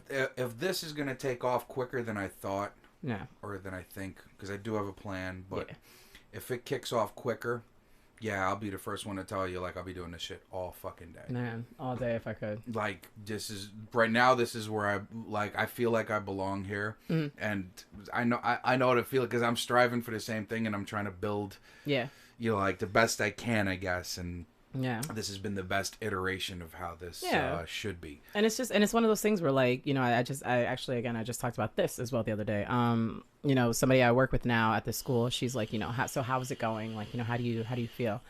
And I was like, honestly, like, I like it. She was like, it's fun, right? And I was like, it really is fun. Cause like everybody I work with, and like when I say everybody, like 90% of the people that I've met, cause it's a freaking huge staff. Right. 90% of the people that I have met, they're just like, you know, they're there for like the couple of hours that they have and they're like, okay, let's get this going. And it's fun because, like, you know, I like being around, it doesn't have to be kids, but just like anybody who's learning or just, again, having a good time with whatever they're doing. And being in this after school program, like my girlfriend was like, this sounds like a camp. Like there's archery, there's, you know, 3D doodler where these kids get to play with like little robots. There's They make video games. They you know, they do like basketball. They do like all these different sports classes. They just like it's a variety of different things they do. Creative play, stop motion, and it sparks that creative mind where they're just like, yeah, I'm just here to have fun and I want to see what I can do with it. That's so cool. And just being able to like witness someone, like, you know, the expressions on their faces when they like finally get something, or they're like, oh, I have another idea, and they like want to change it, or they want to do something that just like they think might be better. Like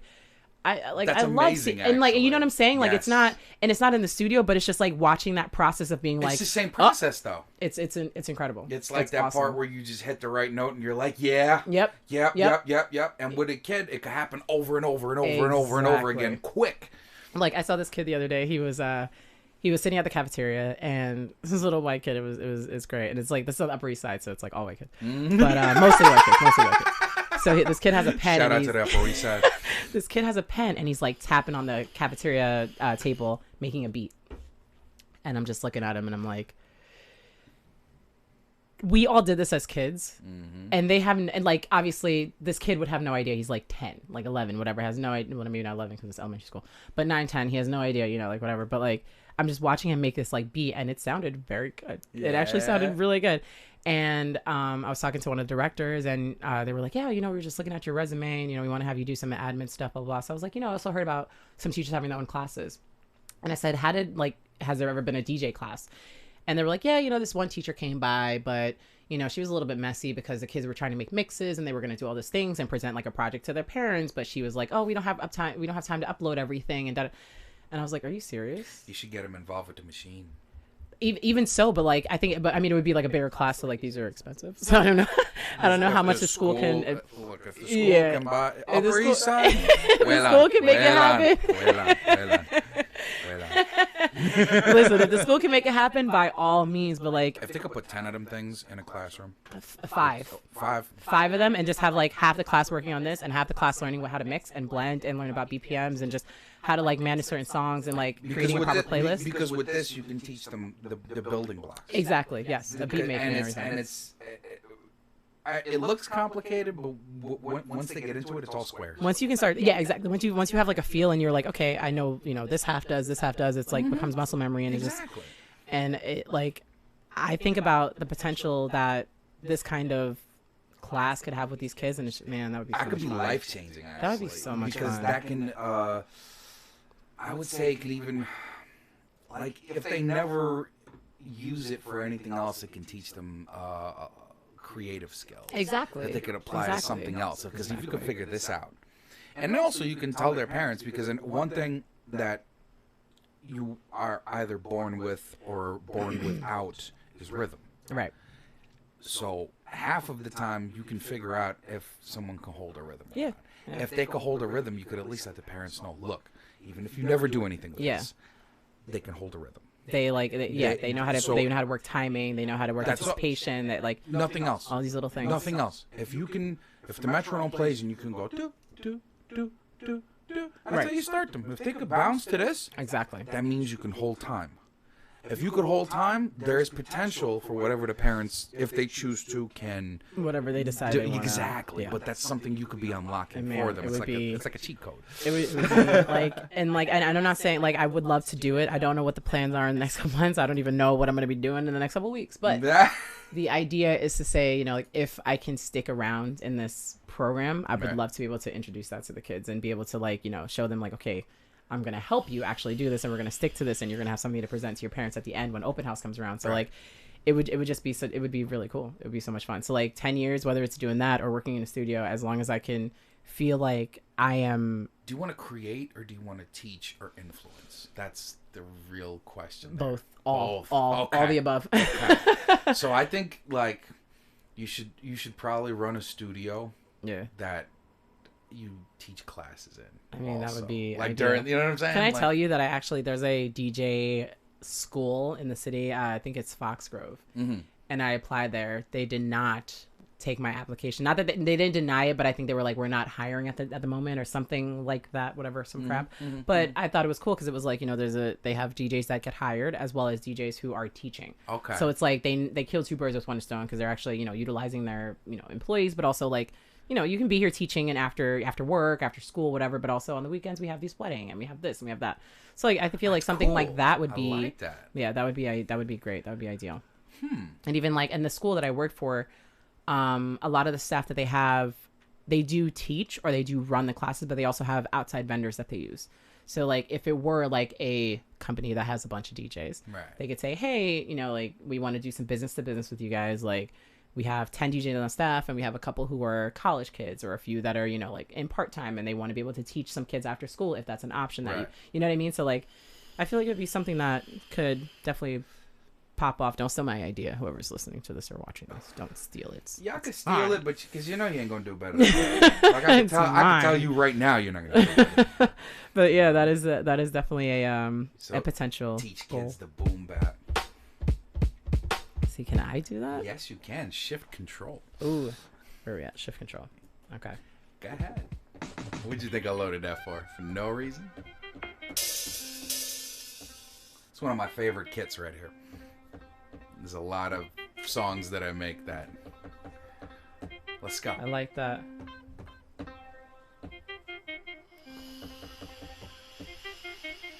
This is when the talking stops and it's just keys get hit.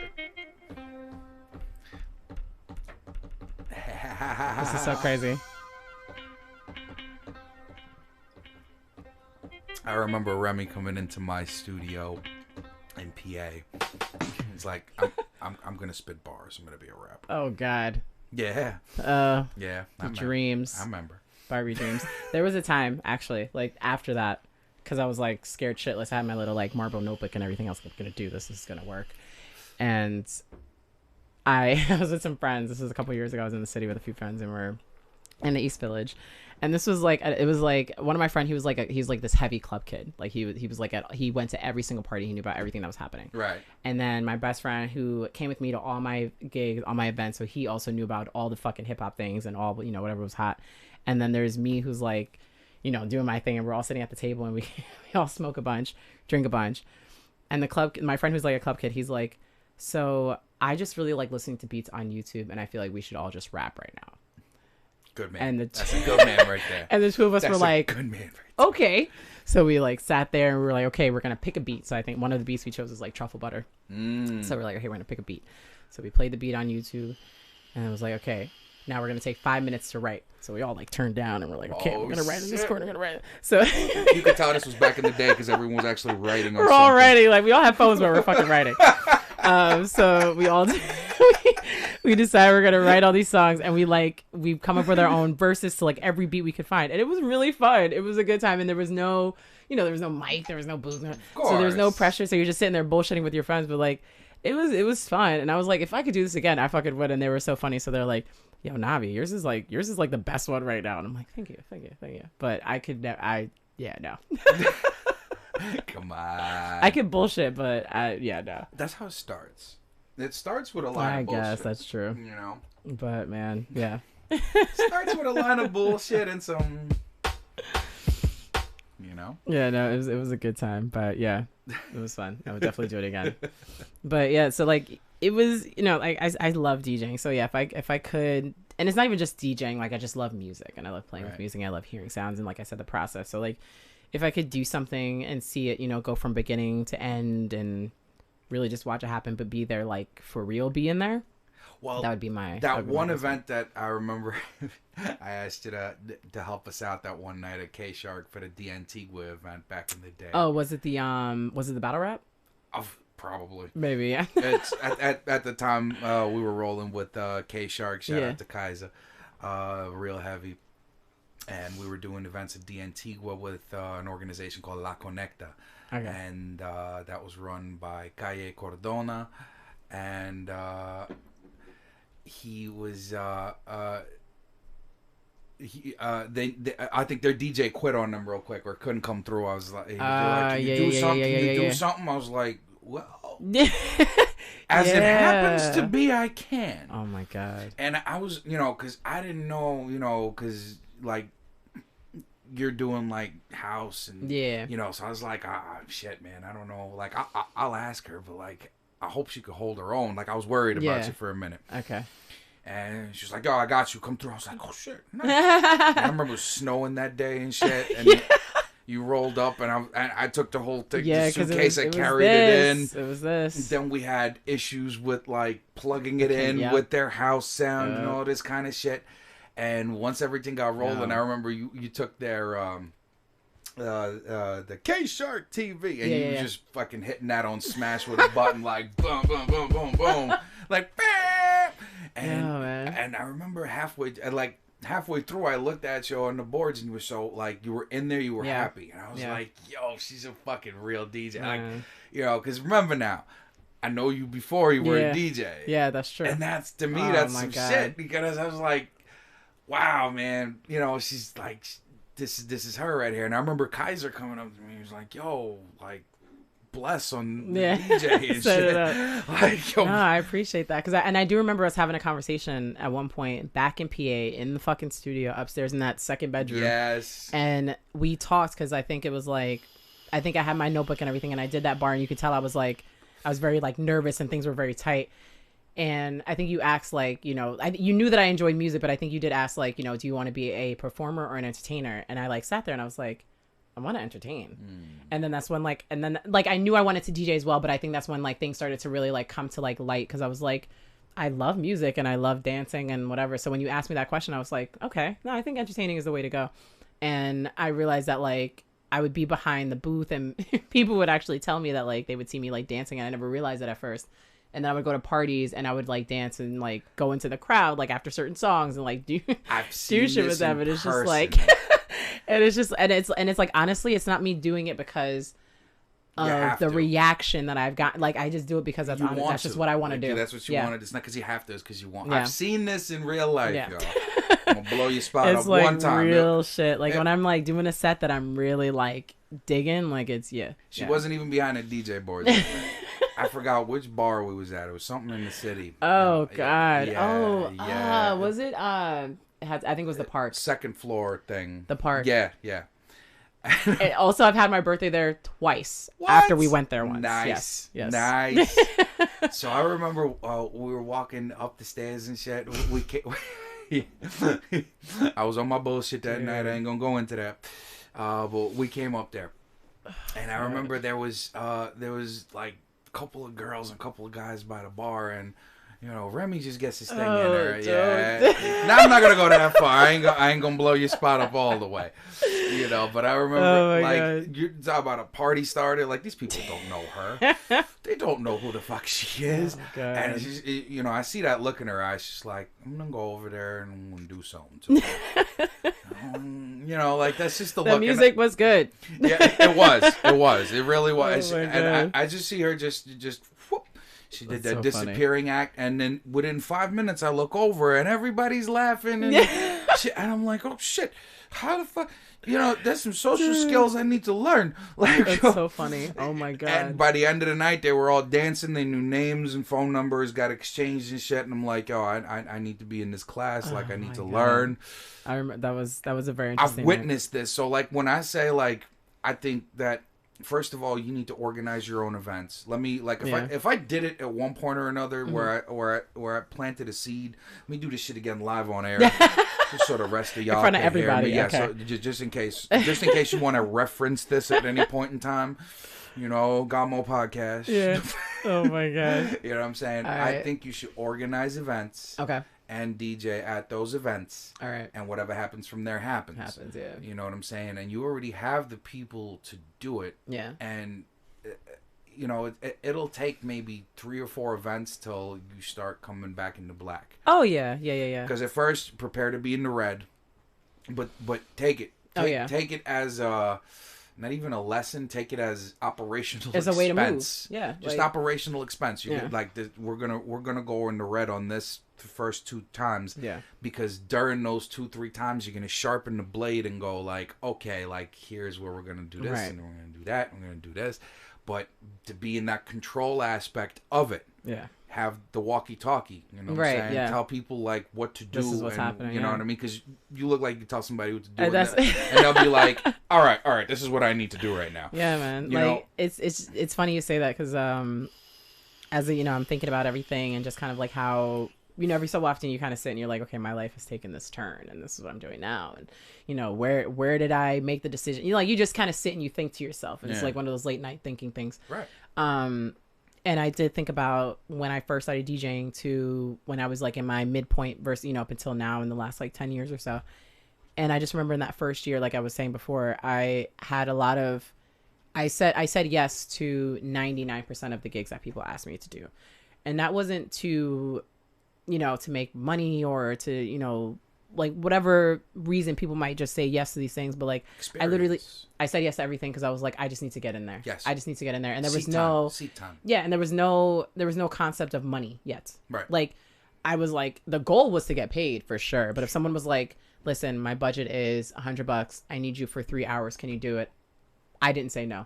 Now I'd probably be like, shut up. But yeah, because now. But at the time I was like, yo, what time? When do you need me there? Just so I know, we're gonna be over $100 to get Novi for an event right now. Oh, I I think it was like 2 years ago. I did a holiday party and they asked me what it was, and I said $100 an hour. All right, good. Yeah, and they paid. Yeah, good. Yeah, so I had to learn a lesson in, you know, recognizing what I was worth and, you know, accepting what people were. Not accepting what people were willing to do, but accepting the people who were willing to say, yes, like, that is your rate. We're going to pay you that rate. So, like, I had to kind of, you know, I made the switch from just saying yes to everything and picking and choosing. But I think that the lesson I learned from that was kind of being able to say, okay, here's an opportunity to do the thing you really want to do. Mm-hmm. Here's an opportunity to get your name out there, exposure, and to really push in the direction that you're trying to get in versus just kind of being like, well, it's not enough. And, you know, so I'm trying to get myself to find that same mentality and that same way of just kind of being ready, like you said, to be in the red. Like, I'm trying to be like okay with that idea and just say like, hey, I'm going to do the thing, but I need to also remember that it's not going to pop off right away, and that's okay, and, you know, like whatever. And so it is a process once you've, you know, gone past that hurdle, but that's okay because I feel like I'm there again and I'm ready for it. Once you taste blood, that first time, and you know, and you know, and I tell you the truth, I've yet to do it. Yeah, I know the feeling in other aspects, but like I almost did. that story, you know, I share with you.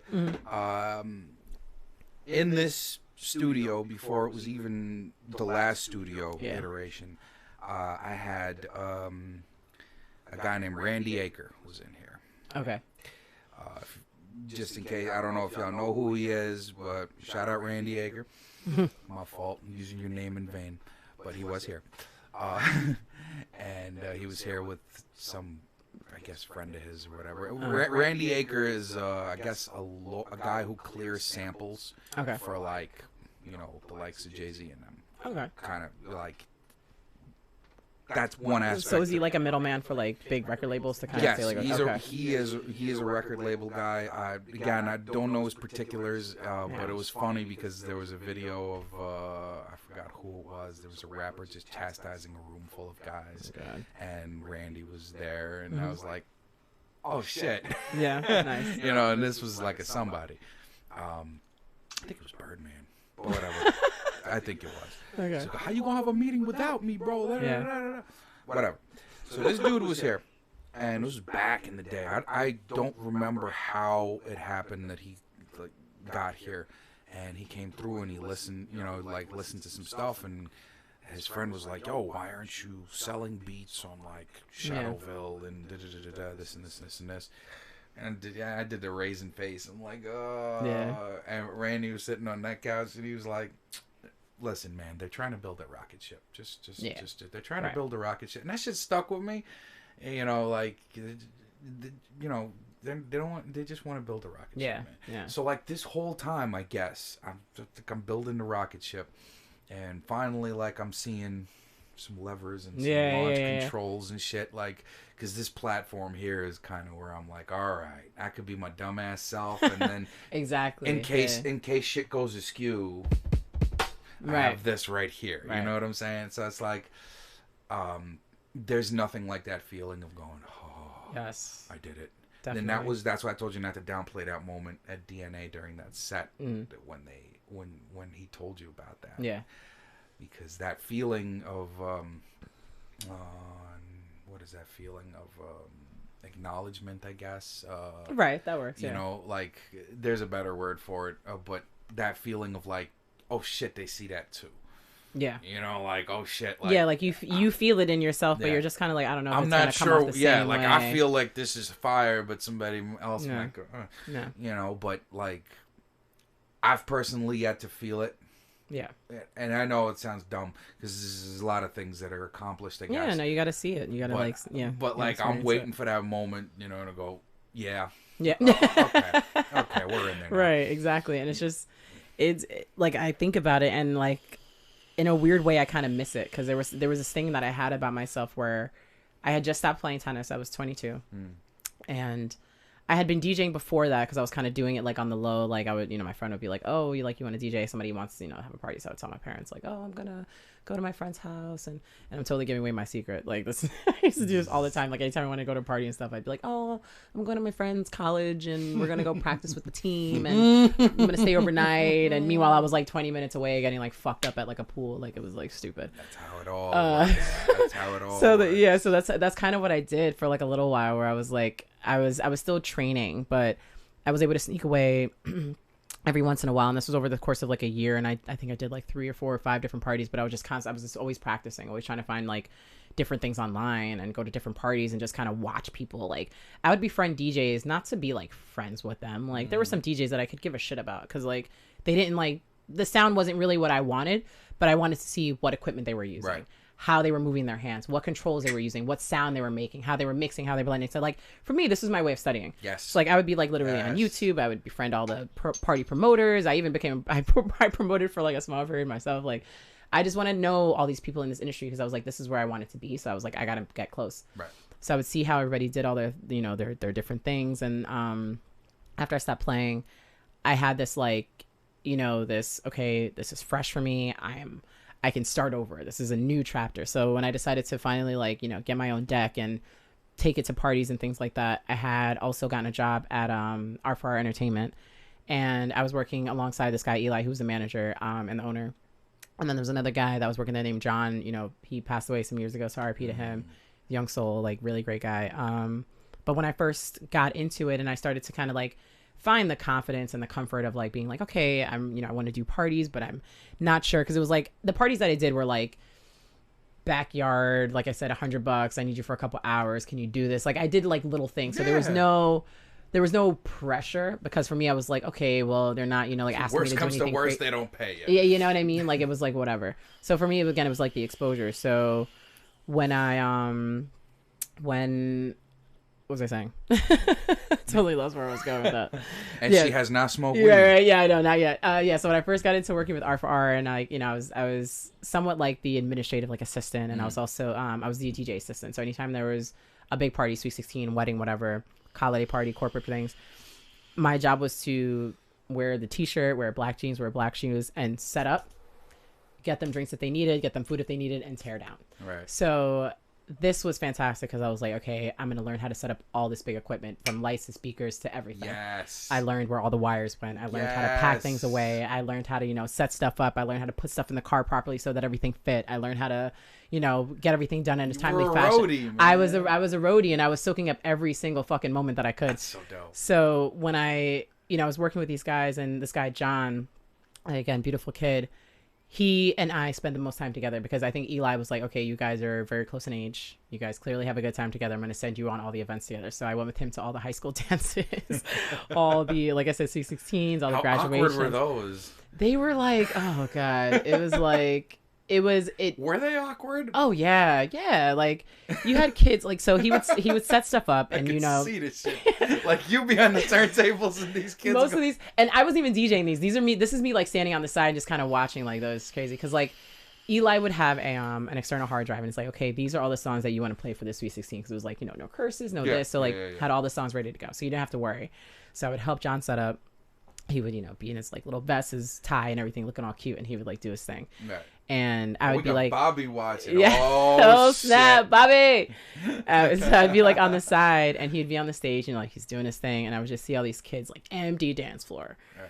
I'm like, oh God. So part of my job was also to be a party instigator, or I forget the complete term for it. Party initiator. Excuse me, initiator. Yeah. So I would be like, okay, time to here dance. We go. And shit. And me like looking like a jackass, like run out to the middle of the dance floor. I'm like dancing. I'm like throwing my hands up. I'm like, come on guys, let's go. And they're just like, Susan won't let me. They're like, you look crazy out here. But you give them like, it took them like about like 2 hours in a 4-hour event. It took them about 2 hours to get warmed up and eventually start dancing. So it was fine. And we had like this little thing as well at the end of events. So he would always play, you know, you start at the end of a party, you start to play like slower songs. So you clear the people out, everybody relaxes a little bit. So on the way out, he would play just like whatever mix, and there would be Someone Like You by Adele would be part of that mix. And he would be on the way out, and we had like flyers. So the kids are leaving, and you're like, thanks for, you know, hopefully you had a good time. Check out R4R, book us for your Sweet 16 or your next birthday, blah, blah. Right. So we hand out all these flyers, and Someone Like You, and I would be lip singing to him on the other side of the room, like Someone Like You, like pretending I had a mic. And so I like, you know, it was like our thing or whatever. So when he, you know, unfortunately when he passed away, I was with Eli at a diner after we went to go to his viewing, and the song Someone Like You came on in the diner, and I was just like, oh God. Oh man. So it was just like, talking to you. You know, he was just one of those guys, and I really appreciate him because like he would take the time, like multiple times a week, because he knew that I wanted to DJ, and Eli would like, you know, like, you guys have this connection, like, you know, maybe you can work out a schedule. And I would hit him up, and I'd be like, can I come over and practice on your deck? And he was like, oh yeah, come through. And like after like a couple times I would get better, and he would be like on the couch like sleeping. So I'm just like, whatever. Yep. Sleep, go to sleep. And I mean, he was just so sweet, and he was so patient, so cool, and he would just be like, okay, here's what you want to do, here's some tricks. And when I first got into trying to do my own events, I was hosting open mic, sort of. It was poetry. I considered it a like spoken word. Poetry. Yeah, slam open. What am I saying? Slam poetry, or you know, like any type of rhythmic, whatever you want to say, spoken word type of stuff. Sure. So it was cool. It was, you know, I did it a couple of times. It was a good time, and he DJ'd for me the first time, and for him it was like exposure. So he came with his like, you know, his whole look, and he had his whole deck and speakers, and he was a very cool person. And this is somebody I would never forget, because he was there with me physically as I like got better and learned about different transitioning styles and, you know, blending and stuff like that, and just like, you know, big shout out to Johnny Bueller. Like, this guy was he was a legend to me. To me, rest his soul. He was a legend, and he still lives on. You see that? Like, he was a legend. So that just tells you, just be nice, help somebody out, man, because that's how you get immortalized. Yeah, it sticks with me forever. Aside from being on YouTube, because we're immortal now. Yeah. So this was that was like my most takeaway experience from like the first DJing job that I had, and just kind of like, seeing all these different things happen. I was just like, I want to do this. This is what I want. Because it's just, again, that process of like building this whole setup, being able to say, okay, now I'm going to make a party happen for you. Right. And then the tear down, and being able to do things in like a certain fashion, and just like again, my mind is crazy. So like the organizing aspect, and just seeing everything just like all the puzzle pieces come together and make this like beautiful thing happen. It's like, I can see it now. Yeah. Mark it's my like, words. You need to put an event together. Yeah, man. It was great. And I'm going to be there. Drunk. Yeah. Drunk. Listen, there's some stuff that I'm trying to put together, and I have my friends, and make it happen. Like, we're very trying, important, for sure. because I think that it'll be an enjoyable event only because the way you'd set it up, you'd want to have fun at that event. Yeah, man, for sure. And that right there, just like I want people to feel comfortable and enjoy themselves here, it's the same thing that you're gonna do. Yeah. You won't allow it to happen any other way. Right. And I mean, the people that I'm trying to do this with, they have the same mentality of just like, listen, the concept is there, the minds are there, the wants is there, and like, it's just a matter of, pulling the funds getting together. everything together and just making all the things happen. I mean, right now we're looking for a location. Okay. So it is a matter of that, but this is Manhattan, so but we're not opposed to trying other places. But we are it is like it is a work in progress. We are trying. I'll send the word out, because me and Slava tried to put a couple of parties together. Yeah. Oh man, yo, what's up, Bob? What's up? He's just typing yo. Yo, Bobby. Yo, what's up, Bob? What's up, Bob? What are you doing? We do Brooklyn Bobby's in the building via Facebook. Bob is the best. Oh my God. Knowing him, he's probably walking here. I'll be there in a minute. She's gonna go crazy now. We're gonna hear a knock on the door in about 5 minutes. The door's open. This is. Oh no! Don't tell him that, Bobby. Don't. Don't give it in. Scare us. Bob, the door's open. Bob, what's up, Bob? What's up, Bob? What's up? Man. Is this happening, Bob? What are we doing? Bobby. Oh God. But yeah, like he's still typing yo. Oh man. Oh, this guy. But yeah, like it is, like I appreciate the fact that you're like, do it, because like it is something that I've wanted to get into for a long time. To be honest, I think I should have been a guidance counselor. Nah, on some shit. No, like for real. I think I missed my damn calling. Oh no, because like. Oh, okay. Well, listen, the snowman's coming soon. Don't worry. Yeah? He's waiting for the snowman. Oh, shit. Yeah, it's fixing. It's fixing to, it's getting cold outside. Yeah, right? Exactly. Like, I don't know. I have this knack for seeing, like, I don't know. I mean, I think I could tell when people are having fun doing what they're doing, whatever that may be. Like, and I've learned to just tell people, yo, like, if you're, especially people that are like in between jobs, right? Yeah. I always tell people like, yo, this is a chance to like reinvent yourself. Like, what do you do for fun? Yeah. Like, what is it when you're not there? What do you do? Yeah. You know what I'm saying? Oh, I like, there's one kid, I like cooking and shit. I make brownies and shit. I'm like, Papa. Yeah. Cook up some brownies, talk to some stores, make some shit happen. It's a scary fucking transition, but it's true. You have to like, that's something you got to do. And that's like the one thing that like, I wish I had more growing up, was like that person who was like, do what you love, like have fun, like what, or something. Like as a kid, I don't think there was ever, like, people ask you, what do you want to be when you grow up? That's like a typical question, but no one ever asks, like, especially in a vital time, like when you're really growing up and you're really trying to figure out what it is that you enjoy, somebody being like, hey, so like, what do you like? What do you want to do? And that's not asked enough, which is like at all sometimes, because it's a taboo thing. Yeah. Because you don't know, because you're afraid that what somebody may tell you may be like outlandish. Of course. But with time, you realize that the outlandish is the thing that's going to be they would have been the most successful. The next trend-setting thing is outlandish. And then there's that. Because it's like most trendsetters don't mean to be. Yeah. They give 3 shits about your trend. Right. They just do like the thing that doing they their wanted to thing, do. and then all of a sudden everyone jumps on board going, this shit is hot, bro, Right. and then the bros come on board. Fantastic. Yeah. But that person didn't mean for that to happen. Right. You know, when that kid made the instrumental Old Town Road, you know what I'm saying? Like, he didn't mean for that shit to happen, but it happened. Yeah. To the point where, like, later on, he had to clear the sample and they had problems. I have to be honest. Somebody asked me to play that yesterday. Like, I don't hate. I don't want you to come back to what you were saying. I don't hate requests as a DJ. So please do not think that all DJs are like this. But Fuck that song, bro. and I would love to be like, no, I'm not playing that song. But I have to be like, I'll try. I'll see what I can do.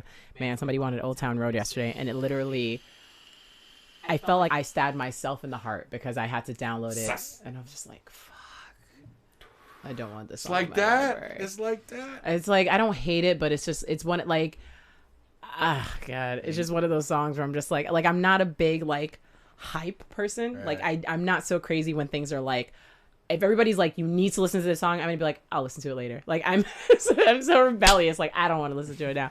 So like when that song first came out and it was just literally everywhere, I would switch from radio stations in my car and be on one radio station. I would switch and it would be on the other one, and I would switch and be on the other one. Fucking no.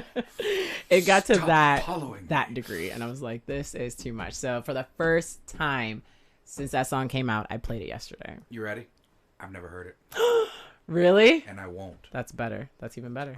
I've heard the stories and the myths. Yeah. And I'm like, okay, good. This is why I won't. That's even better. This is why I won't. And oh yeah, you know, like I can't nowadays. Like I can't have like musical. Have you heard about the beef and the da-da-da-da-da? Nah, No, I don't even know if that's even a thing anymore. Like, Not I feel even like, have you heard the news? And I'm like, no, bro. yeah, like it's like Look, man. This is where I'm at. It's right here, bro. I have it here. I Yeah. do this so I don't have to do that. Right. I don't have to subject myself. Yeah. Like, grant you, some artists I discover, like Sean P, you know, Yeah. and, you know, like D Antwoord and their new shit's Yeah. horrible. Yeah.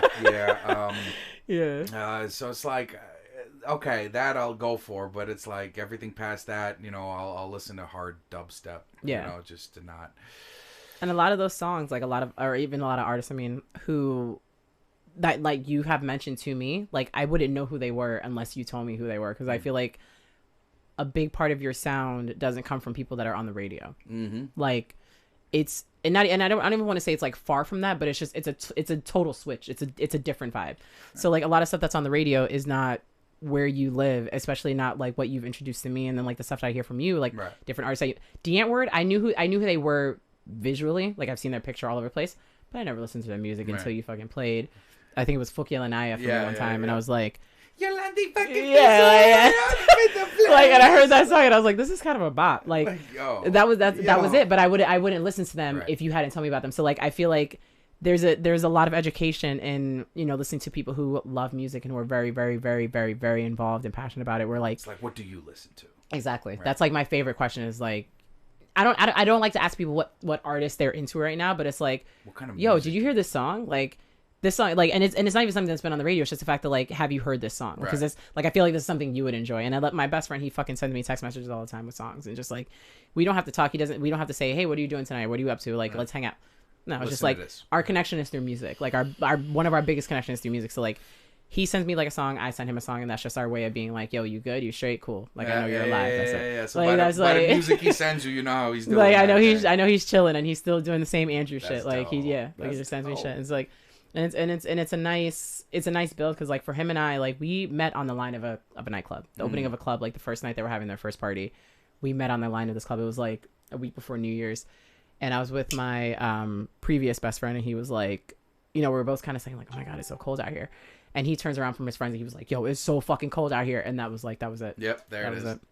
And that was how we figured out like the passion for music was there for both of us. And he was the same one that came to me like to all my events. Like anytime I was DJing, he was like, yo, what time we going? Like I got like, I'm gonna carry your shit. Like I'm gonna tell all my friends. Yeah. Like he would fucking come to the DJ booth and give me his fucking coat, and I'm like, bro, there's no fucking space. Do you know how hard back here. those people are to find? Support, like true supporters. And my other friend Rico, he just shared the podcast. Like Sweet. he's like, thank you, Rico. Like, shout out to Rico right now. Like, you know, like I have a great community around me, and like in that way of like where they are all into the music and the Right, art and the right. process of being creative and just kind of seeing things happen. Like they like that. But again, true supporters, I think they're even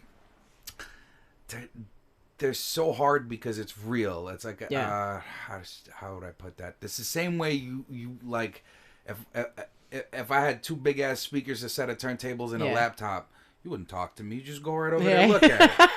You know what I'm saying? Right, like it's that same before you yeah, pull this curtain, I was like, like, oh my NX6 is yeah, on the yeah, cover. yeah. Like, excuse me, hold on. Like, I'm gonna talk to you in a minute. Like, you're interested with this shit right here. Yeah, Let me play. You know, and those kind of supporters that that will carry your shit for you, that will share, because I'm finding out that they'll support the people that are on TV, but like throwing a like here, throwing a subscribe here, as you know, that's when you find out who your guns really are. What are you really holding in your hands? You know what I mean? I mean, like, and like it's like I had like even back with like DNA, like I was doing the glow party and my friend Rico came up. I don't remember if he took the train or if him. I think him and his friend drove, or well, I don't want to say his friend because I know this guy too. He's really great.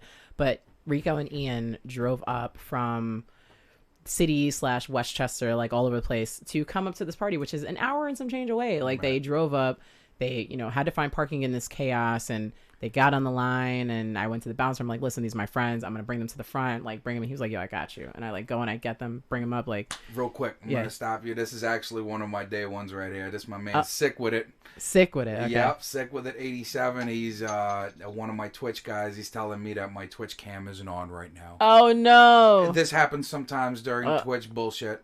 So he can hear us but can't see us. He could hear us but can't see us. But Okay. don't worry, Sick. You could always check the whole thing out on YouTube, because I know YouTube is still playing, because it's like right there with us. Yes. Sometimes bullshit does occur. Yeah. You know what I'm saying? But the reality is we still here, you know. And Sick With It has been with the show for a long time. Nice. Okay. You know, he's one of my day ones, you know what I'm saying? Nice. So See, and like and those are people that like, yo, listen, Yeah, by man. the way, like I can hear you, bro. yo, but when we he can't comes see in the you. like, you see what I just did? I just stopped shit. Yeah. I'm like, excuse me, hold on, let me like, yo, that's I my gotta- man, I gotta Sick tend With to It this man right there. here. Like, yo, that's my guy. Da da da da. I gotta do my shout out. And like, those are the people I pay attention to. Like Kai. Kai is another one. Yeah. Kai is one of them dudes that like, you don't like. He could be talking to 15,000 people, but he'll be talking about you. Yeah. And it'll always be in the most positive light. Like I remember, he invited me to a show with Silent Night and a band called Fuse. Silent Night's a rapper. Really, really dope shit they put together. It was like a culmination of a 2-year project with this band called Fuse, and they had this live show, and it was absolutely outstanding. That's great. Outstanding. It was in downtown Brooklyn or something like that, and we went there. I remember, and you know, I'm usually I'm on my fucking John Grimm shit, like you know, who the fuck and whatever, yo, I'm walk with a limp type shit. It's just, you know. So, and then he got the band out. It was their damn event, and he got them to just come over, and I'm talking to them. I'm like, "You gonna be performing later?" And they're like, yeah. And I can't hear shit because the music is mad loud, because you know there's like cover things happening and or like pre-show things happening. And I remember Kai is just walking to the first guy talking in his ear, second guy talking in his ear, and I'm like, and they're talking to me, and I can't fucking hear them. Yeah. So I'm like, yo, what the fuck's he saying, bro? And one of the guys leans in, he goes, some really good shit about you. Yeah, man. And I'm like, yo, that's like, you know, that. It's nice. Like that's when it nice. hit me, you know, Yeah. like I was way back then. And in Yeah. fact, I'm trying to get Silent Night. I'm really trying to get him on the show. Okay. Me and Kai have been working on that, but like scheduling is a motherfucker. Yeah, Adulting yeah. is like fuckery. Fucking adulting, Straight man. fuckery. Like again, paycheck. It was coming from a different place that didn't make me feel like I was adulting though. Maybe, Well, look, see what we're doing right here is we're trying to get that get to that point. Building. You know what I'm saying? That's why you're the manager. Yeah. Now. like it or not type shit.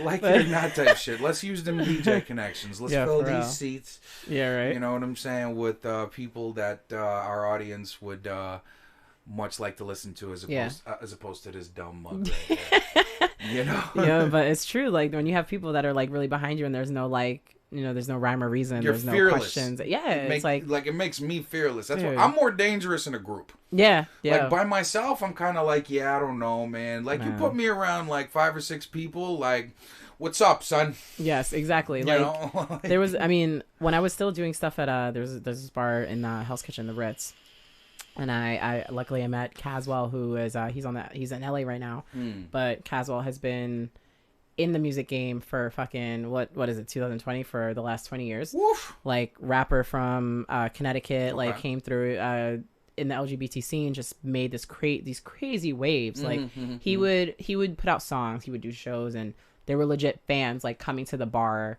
to see him because they were like, oh, he's DJing, I'm gonna go see him. Or like there was this girl that I dated years ago. She I was DJing obviously, and like she was coming around, and I was like, oh, I'm gonna DJ at the Ritz tonight, I have to open up for Caswell. She's like, you know Caswell? And I'm like, yeah. And at that point I was like, yo, Caswell, you the shit. And like, I mean, I met him in like a funny fan type way because like I knew one of his songs. You didn't really know who he was. I had no idea who he was. Right. My man was walking down the street in fucking slides and like walking his chihuahua, and I was like, is that Caswell? My friends were like, who's Caswell? And I was like, yo, just look him up on YouTube. Just look him up. And this was like, oh my god, like 5, 6, 7 years ago. And I was like, yo, just look him up. And that was like all I had to say, because they like looked him up and they were like, no, he's really that shit. So like he was DJing at the Ritz one night, and we were out trying to find something to do, and we go on Instagram and we saw that there was this party, and we're like, yo, do the right thing, throwback hip hop, like there's no question, like that's it, we're going there. And the rest is history. But like, yeah, this fantastic guy, like between him and Peppermint, amazing drag queen performer now.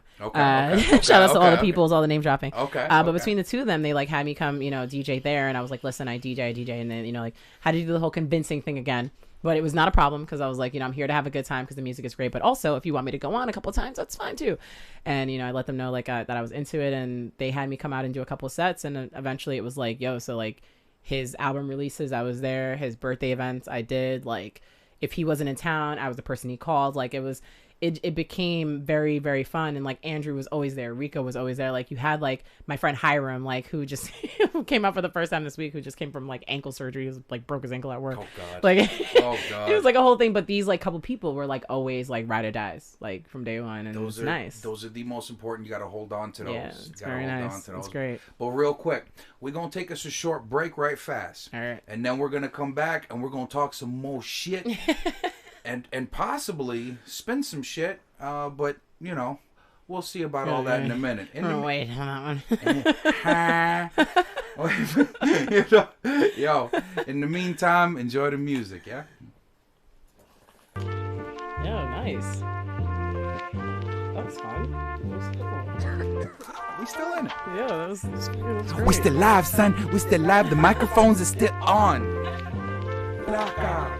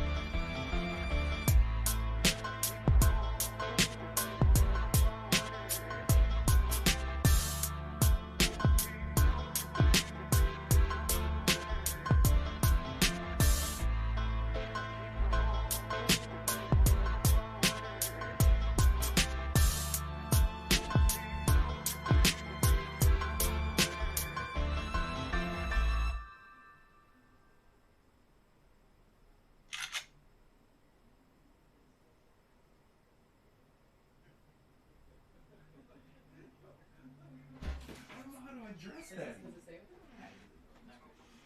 Like, I don't even know how to, like, you know, and, you know,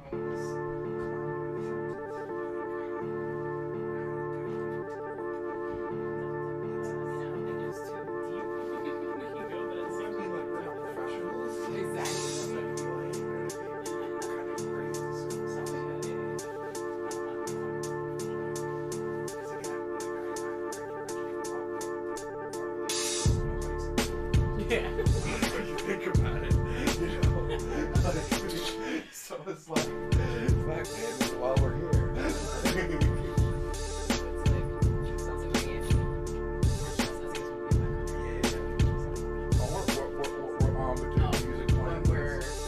Yeah, when we're back on blow. See, that was a quick break. You know what I'm saying? Like, we're back. Oh, this is my shit right here. I like this.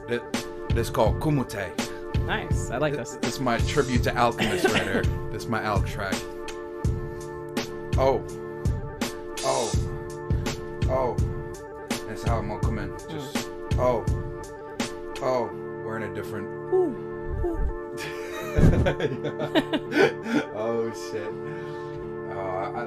I want to let this ride. If only I could freestyle. If only. But you can, though. That's the thing. That's the thing you're not revealing is that you can.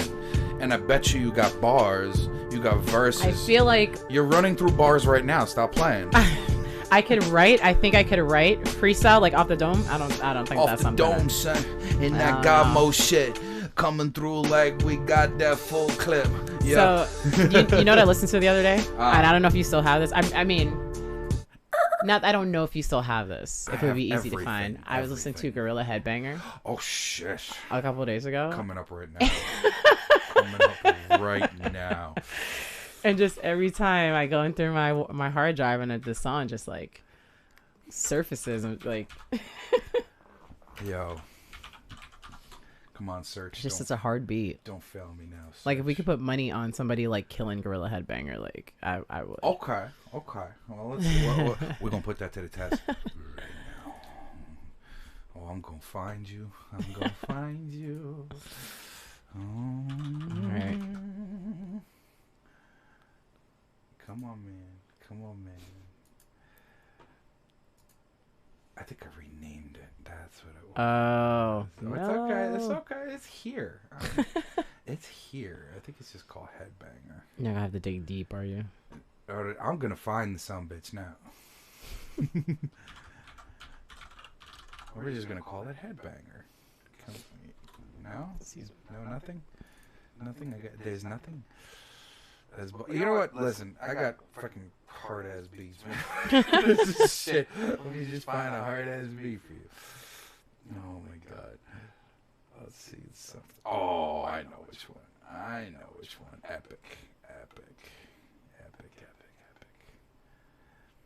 This is one when I first got like all the shit put together. I did this one beat. This was off the beat show. Epic Flow. That's what it's called. Epic Flow. Mm-hmm. Yes. Epic Flow.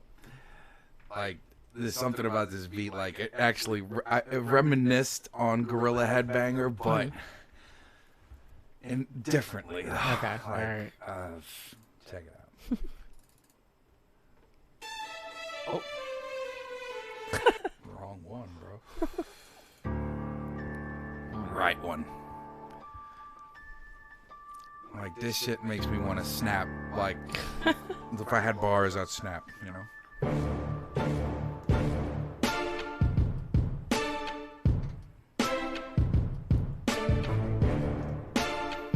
Just epic. When did you make this? This was session, if we're in session 153, this was session 110. Okay. All right. Ah! Remy! you know I gotta do it. No, man. Oh my god.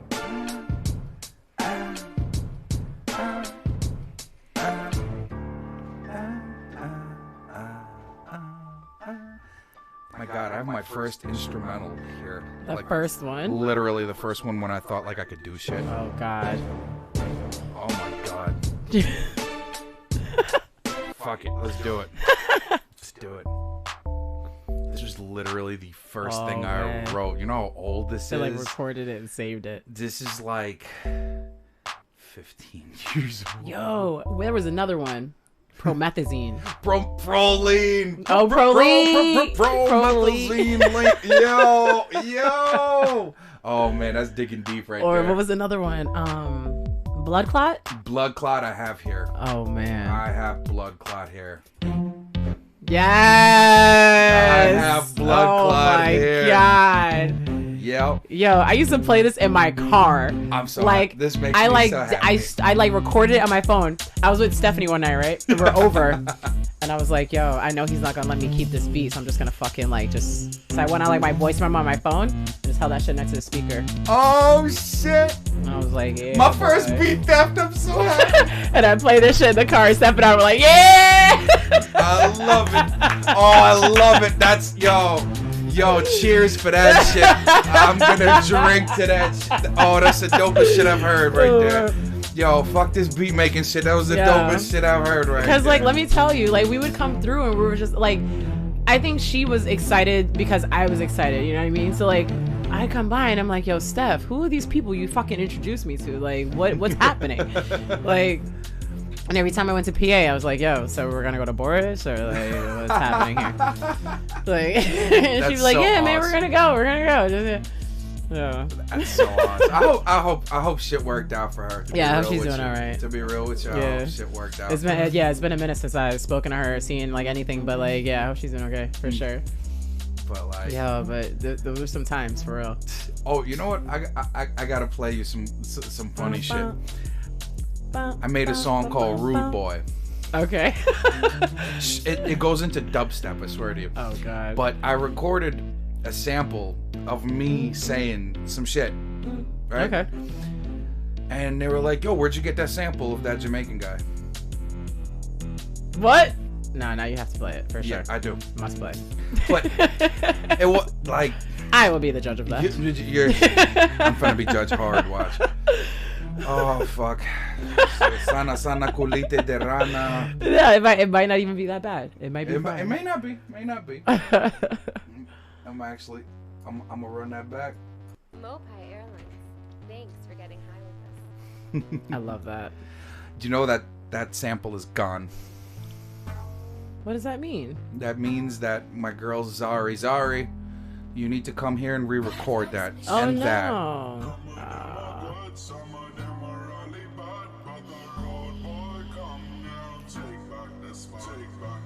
Is that you? That's me.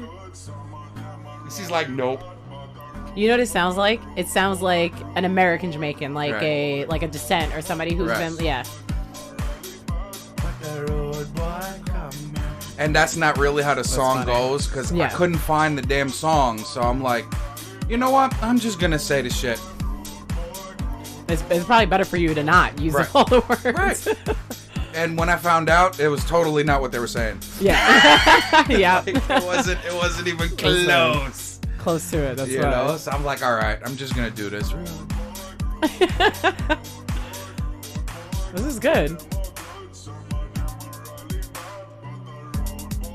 There's some shit you can mix right here. Like this, I like this this. could work with you, but it goes into some dubstep. I like wobbled on this. The wobble. Oh, it's gonna Little happen. wobble knob. It's gonna happen. Actually, pre-designed wobbles, and each wobble was on a different square. So you just play the squares. Wob, wob, wob, ta ta ta ta ta. Yeah. Nice.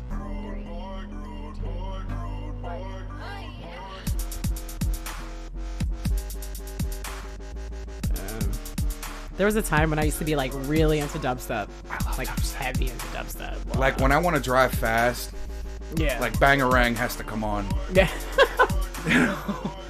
And you know, like when you look at it in scope, it's like Bangarang ain't even that hard. Yeah. Yeah. You know, like if you really want to go hard, play Predator.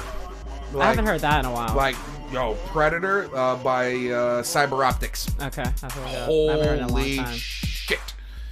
like these guys, like I'm all about a heavy drop, man. That drop has to like, like, you know what I'm saying? Like it has to. But this spot. Yeah, so that was my little take on that shit. I had to play that. That's cool. I did another one with the Joker. You know that whole like the. I know that one. It was like a whole monologue that you did right through the song. Yes. And it's like rain and storms and like all that in the background. No. Nope. Oh, all right. So you gotta play. It was my favorite Joker quote, as we all know which one that one is. I'm trying to remember if this is the one that I've heard, but all right, let's see.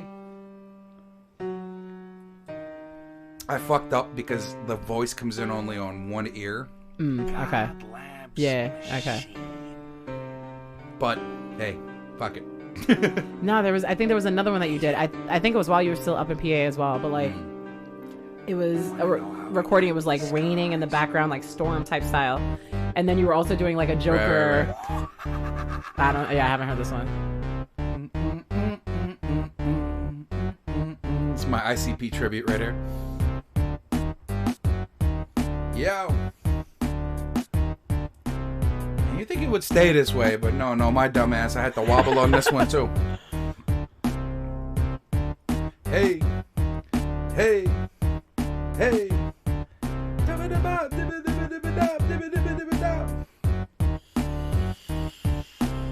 My father was a drinker and a fiend. And one night he goes off crazier than usual. Mommy gets the kitchen knife to defend herself. He doesn't like that. Not one bit.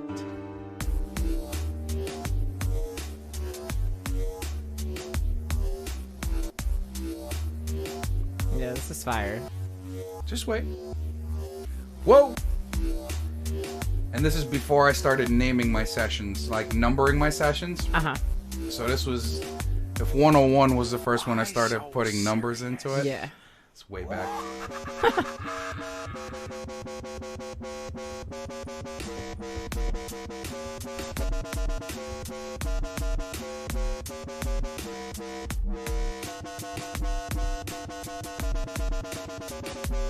I can't even call this dubstep. This is like dub hop. Yeah, this goes hard. Ah.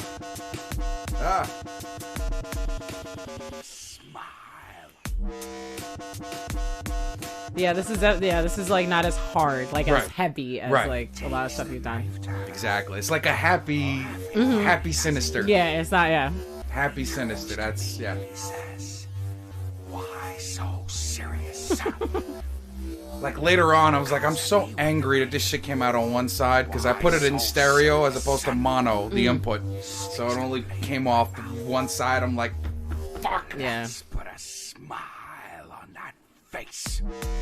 And you know, like shit like that. Nice. I love it. Oh god. Oh man. So much music. So much music. So much music. I love it. Nah, but yeah, those like Blood Clot, Promethazine, all those like. They go back. Like, let me see. Yeah, we had to hold on to those. Let me see if I could find something from back then that'll make you go whoa. I don't know. All right. See if you remember this one. I do remember this. Yeah. But it's like so crazy because it's like the transition between then and now is like this is completely different producing. Like, yes. Well, like from then to like one of the ones you played earlier, like like incredible. Like, but there has been in between. Yeah. Like shit that was in between there, like. But I like this too. Like, this shit is hot. Like, I like right now, I'm kind of on this right now. Like, I could do something with this. Like,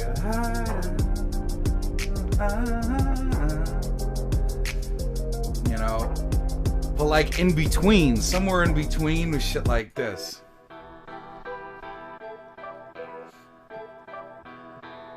Young grasshopper, you must learn the ways of Bushido. You know, like, yo, call this shit Tiger Style. Because I could imagine somebody going, Tiger Style. Yeah, right.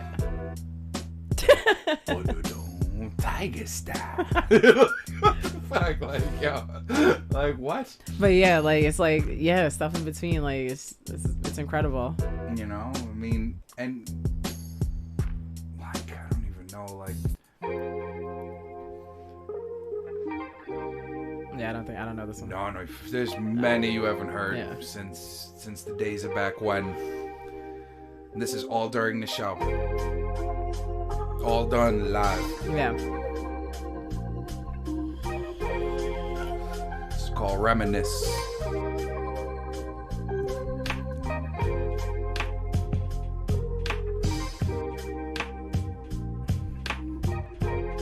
See, I like this because like I like drums. I'm a big like I like to hear that in the back a lot. So like this is Right.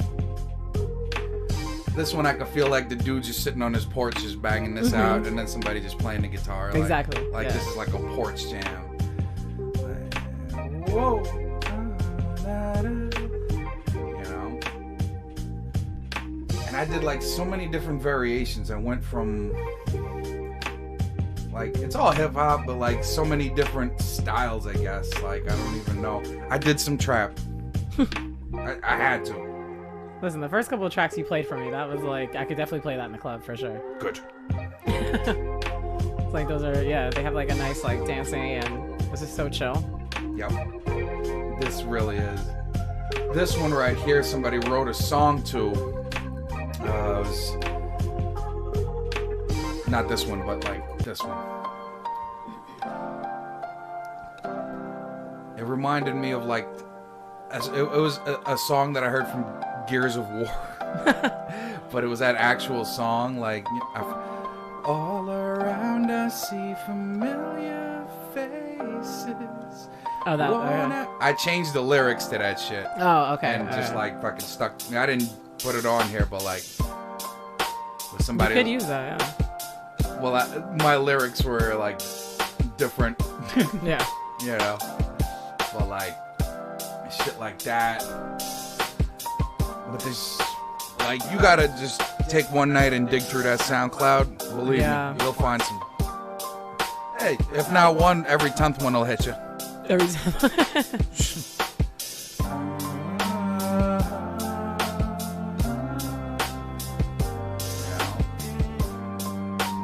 Shit like that. Or like, I think this name is popping up to me. Yeah. This is one of those ones I was just like this before I started naming tracks, so this was way back. Okay. This was like right before I was fucking flipping out to this when I made it. I was in the booth just going, whoa! Whoa! Like, what the fuck am I doing, bro? This is good. But I like that it's like a what's the organ The organ, sound. yeah.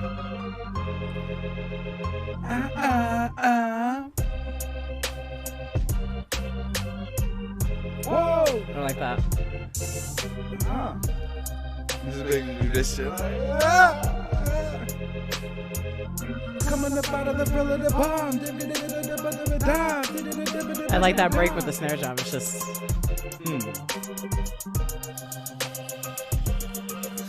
Because it was like slow, but didn't want to go fast. Coming up out of the bill of the twist the shit. But then slow flow, so remarkable. You know? It's just that slow shit. It's like I love a break in a beat.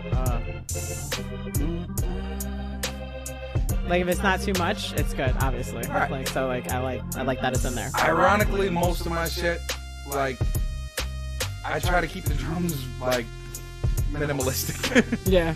Because a lot of the drum boys are like, yo, I'm like, yo, I can't be like you guys beating the shit out of this thing. They're like, no, but you keep your shit like, it's minimalistic to a point where it's not overpowering anything. I'm like, okay, alright, I guess. Right. But like, I still can't fuck with the shit that they do. You know what I mean? Yeah. I can be like, whoa, So whoa, good. whoa, whoa. You know, like I don't even know, man. There's so many of them. Like, you just go like this.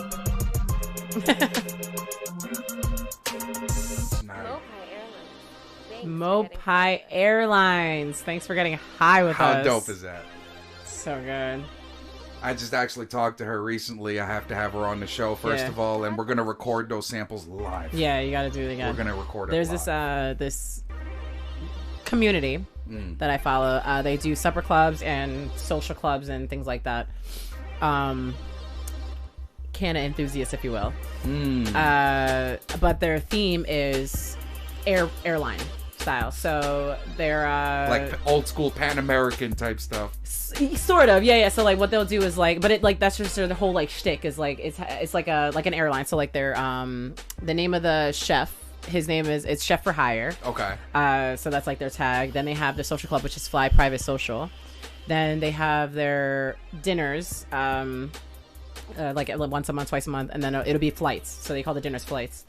It'll be flight like 202, flight 420, flight whatever. So they have like all their events like that. Then they like, that like their whole thing is like about taking off flying. Like when I joined the membership, it was like I got my wings. Like it was like that's so dope. Yeah, it's a great theme. I like it. It's fun.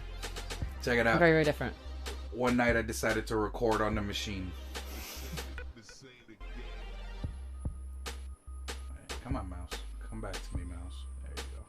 There you go. I was like, yo, I wonder if the machine can record lyrics and stuff. Yeah. So, for all you machine heads, you can do this right on the machine. I did all of this on the machine. No Pro Tools, nothing. Good to know. You know? But I like the hook for this. Is it still on? Yeah. Nope. Shift control. Oh, it has to be green, I see. Mr. Grim drop bars, never mind the battle scars. The money of these fancy cars. I'm from the source code borough, where we outsource. So you went in here? No, right here? Nice. Take whatever we want. Jack moving with automatics and never really talk about it. See me, boy, I'm trying to get mine. Swan to never catch a boy from Brook alone. Nobody drop a dime. And after the gig, barrels I'll shine with 1,000 grits. So ballistics never match mine. Son, I'm on the paper chase. Come around the corner and something that give them raisin face. I know you. Factory produce rappers manufactured type rapidly like an automated tragedy. Back in the days, Brooklyn would have put them in the bag with a cat and a rat and sunk they ass for heresy. Hoodie up while I'm doing my two-step, trying to chase this paper Fuck down. that, I'm putting my hoodie on. Hoodie up doing my two-step. Hoodie up while I'm doing my two-step, trying to chase this paper down. Hoodie up doing my two-step. So this is like exactly what I was talking about like there's growth and there's like evolution, everything like that, but it's like still there. It's gotta be. Like that's what I was talking about before. So the fucking vapes. Like you have like vape pens that are like, dainty, bright, whatever different looks you have, but just like I look at these and I see you. Like this fucking gold one is like That's my steampunk piece. That's my steampunk like it's piece. so intense looking. And I mean, I don't know if they all look like this. Like, obviously, They come in different colors. I just seen that one. That's my steampunk one. Well, like now I got the bong with the navigation system. Like I just see, I see you, and I just see like machines and like gears and like, engines. Yes. This is one of the ones I gave to Dreddy. Okay. I'm seeing version Dread on things, so those are good ones. This is when I learned how to chop shit up. Nice. So to get that bend in the song, like in the, I don't even know what that is. Like that. Yeah, like, but it's like like it's going up and down. What are you using on this? That Yeah. I'm pushing a button. Oh, okay. I see. I'm basically like, there's a way you can take samples in here and bring them into what they call an audio sample, to where it shows you the sample. I've shown people how to do this on here. And then what you could do is you can play it just like you play a beat on here, and it would draw wherever you hit. So that's where it would enable the sample. Oh, okay. So the sample is mute. Yeah, until nice. Until I do that. So that's that was a machine lesson that like, God bless this. I don't even know. So good. I don't even know what I'm gonna turn on if I like I don't. All right, boom, boom. All right, let's do this one. Oh, I did this with Kai. Yeah. He went over this? He goes over anything. He's not on it now though. But Okay. he was here when I did this. He was actually in the booth when we. I think I did clips when he was here too. That last one of the first 3 that I played for you. This is some boom bap shit right here.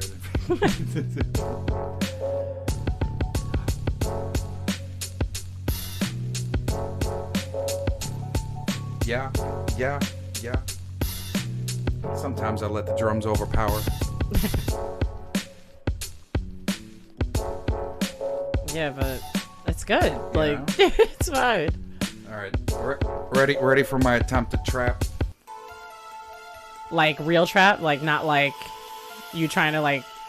Probably me trying to. There's a couple of them in here. Yeah, droplets of fire is one.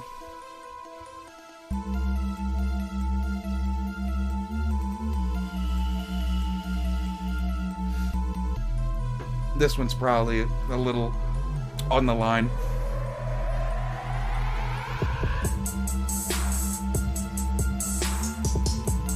Yeah, definitely on the line. I can't get away from me. I was gonna say, am I about to turn up? Like, I wasn't. I didn't want to. I like it though. That was my first attempt. I actually took a little online seminar just to see. Yeah? God, fuck, I didn't know how to do this. You know, but then, like, from that, I think I went to this. This was the other one. I think Jay Breeze was in here. He goes, yo, you got to do more trap, bro. I'm like, no, I don't. But, okay. But this definitely comes in sounding a little bit more. Mm-hmm. Well, this is after. Mm-hmm. But still. Yeah. It's closer. I can't get away from it. I can't. Definitely like, closer. I can't get away from this shit. So funny. I think, yeah, and this was my last attempt. After that, I kind of said, I'm going to desecrate it after that. Fuck this shit. Yeah. Oh, after this one? Yeah, after this is I'm going to desecrate their samples now. Call this the Irishman.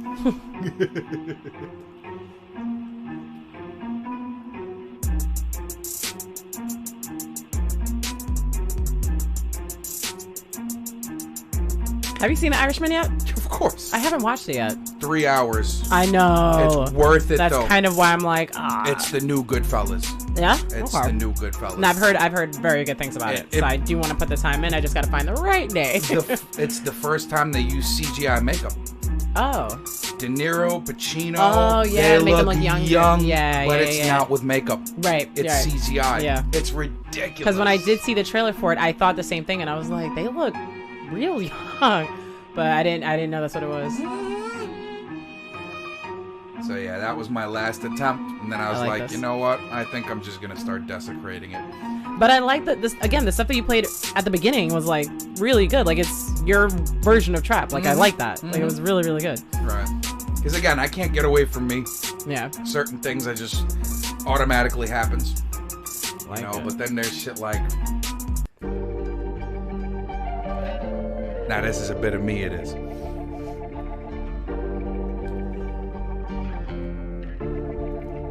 Da, da, da, da, da, da. Like, fuck that.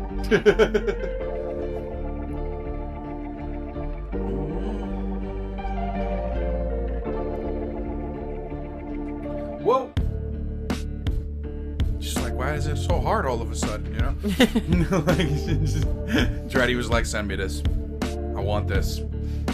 Okay. Did he do anything over it? No, these I haven't heard back yet. Okay. These I haven't heard. Unless artists, I can't. You know how hard artists are to deal with, so I don't even bother. Like okay, you want to do it? Okay. You take your time. I'm sure eventually it'll happen. Yeah.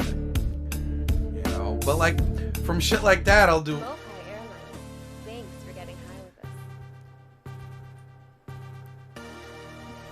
fuck is this, bro? I know. I'm like trying to catch it. Happy shit. This is great. Happy shit. And I think this one I dropped the hook on. Oh yeah. All right. Yeah, I did. Whoa. What I'm trying to do is live my life on top of the world, looking down the city lights just like it's satellite. Well, all I'm trying to do is live my life on top of the world, looking down at city lights like I'm a satellite. Verse. Like speech. Did you just say verse? Yeah. Oh, I thought that was there. I was like, No. so. No. No. I was like, you just got burst in the middle of the song. Like spit here now. Yeah, right. Like spit goes here. God. Let's see what my most top played tracks are. BK. All I'm trying to do is live my life. All right, this is one of the top plays right now. Yeah, it is some grimy Brooklyn shit.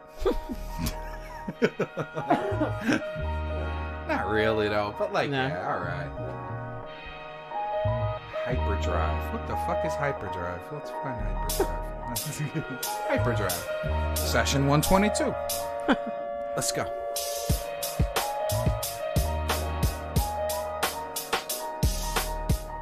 See, like, I don't hear... You never usually do stuff that's this fast. But this is a good, like... Good change up. The sample commanded it. No. That's what it is. Because during these times, I started using actual samples. Because Yeah. where before I'd play it out, I'm like, yo, let me do some real hip hop. Let me download Yeah. some samples. This is cool. I found a place where I can get cleared samples. Okay. You know, I pay for them, but fuck it, it's worth it. You know, and that's. I mean, you have it. You can do whatever you want with it. exactly. At that point, There's no like the shit that I have. so yeah.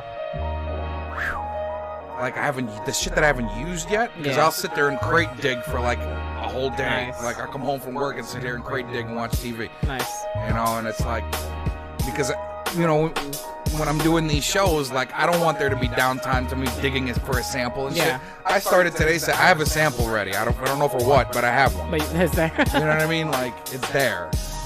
You know, but all right, now I really want to know I want to know what hyperdrive is. Oh, you don't know this is I don't know what I've done. I have no idea what I've done.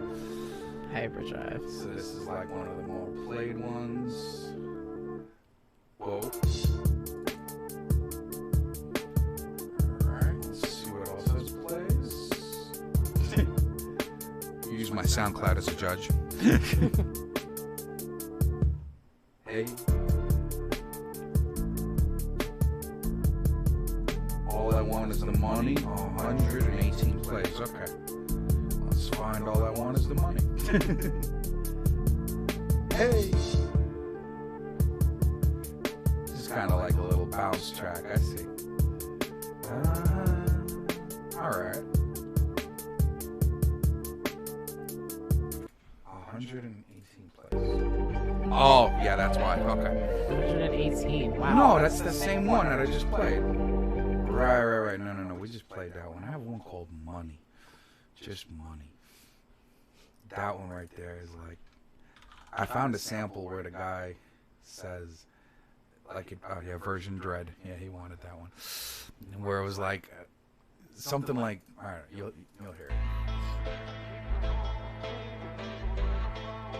I feel like he's saying like, I feel the need to be around my money, you know. Yeah. So it's like, and then I took his shit and cut it up. Hey, hey.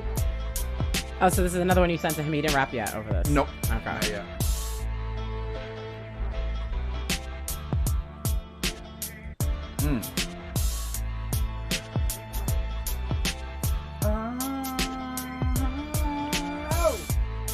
I played some pianos on this. It's like the shortest chords in the world, but I feel so proud of them, how they sound.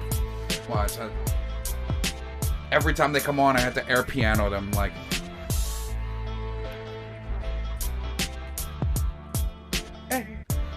because I couldn't cut the A part out. That's why it's there. But Yeah. like, it works. It's fine. Leave it. It works. Like Ready.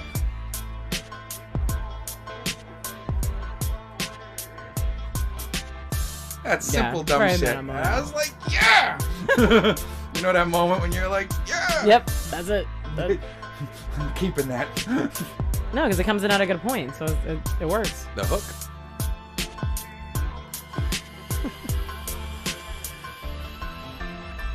Bobby.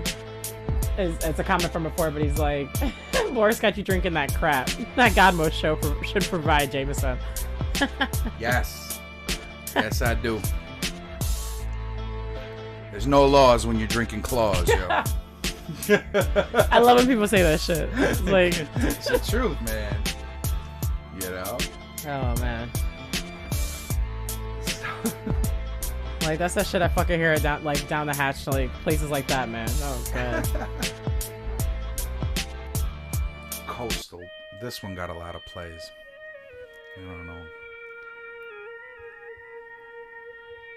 Alright, let's see where we go. Like, I don't know. I really don't. But I have records of me making this, so I know I made it. So this one got a lot of plays on SoundCloud? Yeah. Okay. Let's go. Hey. I can see that working. Some Busta Rhymes shit.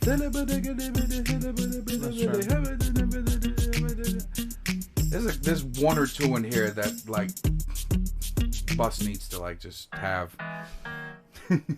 See, then but like this bass, or excuse me, the pace of the song, like the speed. You're using a lot of ways. I like that. Angry. Hey. Yeah, that's good. Da. That's what it is.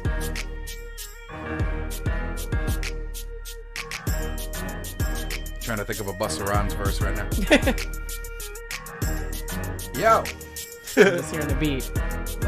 Look. Hey yo, I walk through brick walls, fuck around and hijack your whole shopping malls. I be ripping shit, my word bond, screening I hit a whole family for respond. Do just what you're told, a remote control. Crash course your ship, you know how we roll. When I fumble and drive, then you reply, my. Yo, I produce the masterpieces when I'm in high. When you fall high for your fans, in return they give me the high sound stands. Loose and hatches, golden egg hatches. Request lines are ready, send all your faxes. Broomsticks and riches, from rags to riches. Crooked mad line for your dudes to burn bridges. Amateur, why don't you look right at the camera? Immaculate time before I start the damages. So starving to just bust my rhyme caliber. Consecutive wounds like a dude stabbing ya. Whoa, my whole team got wild cream. Taking every partner move to the extreme. So hardcore like big draw, man. Fuck what you heard, you ain't heard this before. Yo, what the fuck? Yeah. That was a Busta Rhymes verse. That was a Busta Rhymes verse. Perfect. That was a Busta Rhymes verse. That was not me. Clear this. I wish. Fuck. Oh, that was good. I have no idea what I'm playing.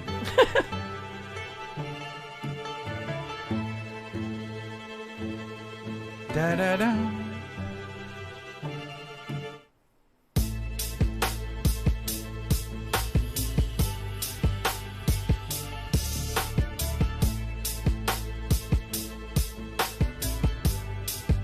Whoa. Ooh, I like that. Slava gets mad when I use those horns. Don't use them horns, man. Put a violin. I'm like, I like how these horns sound, bro. Violin, okay. But I like these horns. They sound dirty. No, they sound very good. They sound dirty. They sound very good. You know. Is it violin?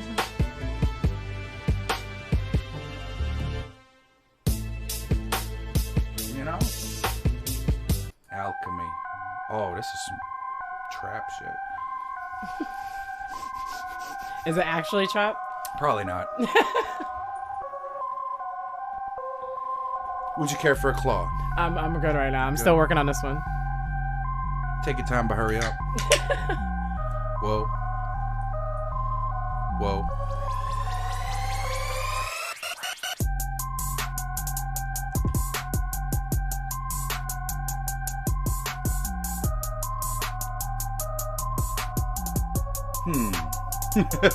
Borderline. Desecration. Desecration. This can go into the desecration catalog. Yeah. Yeah. Yeah. Whoa. But the bones on this are like, it's so good. You're gonna get this whole catalog. And whatever you do with it. So good. Whatever you do with it is gonna be a masterpiece. I already know. Okay.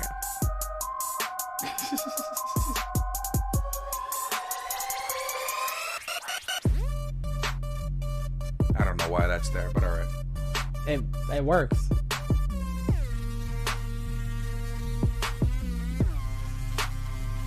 Dirty.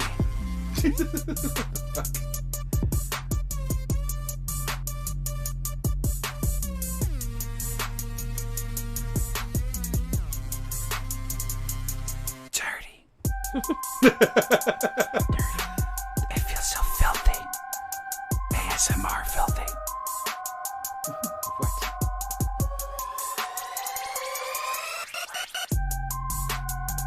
So yeah.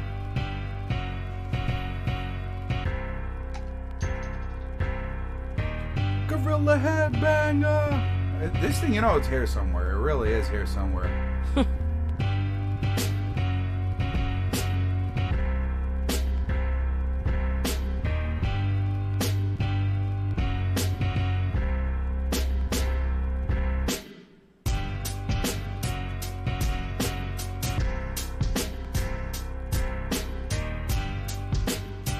Gosh, so many beats. For real.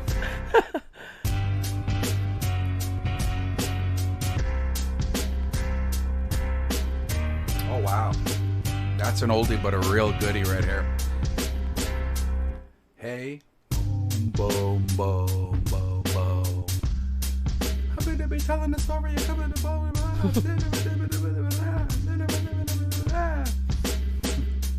I can't spit like that, but I can spit like this here, Mo.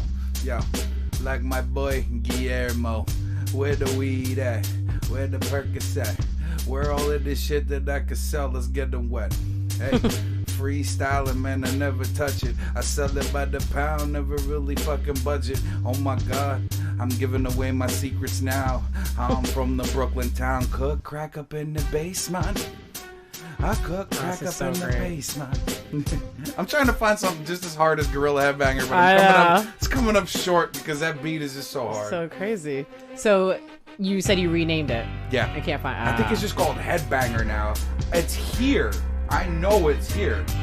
It's just like I'm going through the names and like trying to like stay timely, but I'll find it. Like this shit right here. Thanks for getting I made this on Pro Tools. Oh. Just strung a bunch of samples together and then put the boom bap to it. That's my this is that top hat shit. You know, he wear the pinstripe suit for the rap song. Oh, I love it. You know what I mean? Like My girlfriend and her rugby team are in New Orleans right now. oh Yeah. I fucking love New Orleans, man. Like, love New Orleans. we gotta go to New Orleans. I love New Orleans. So, like, We I gotta go to saw... Baton Rouge. Yeah, oh, yeah. We stayed in the Frenchman Quarter. Frenchman Quarter. Or, is that right? French Quarter? But anyway, we saw this band. What are they called? Brass band. Rebirth Brass Band. And like the horns at the beginning just remind me of them. Like, you have to listen to their sound. It's like, we saw them live, and I don't think I've ever danced to jazz, or at least turned up to jazz the way I did that night. Listen, New Orleans, it gets you turning up. No matter what. They were so good. Rebirth Brass Band. Okay. If you can check them out. I'm gonna check that out. Oh, so good. This is like my classy shit. I remember I played this for the amazing SB, Sick Beats, real dope producer. I'm sure somebody is. If y'all haven't heard him, look the man up, please. He's like, yo, I would have went somewhere different with the drums, but this shit is dope. Like, I wanted it simple.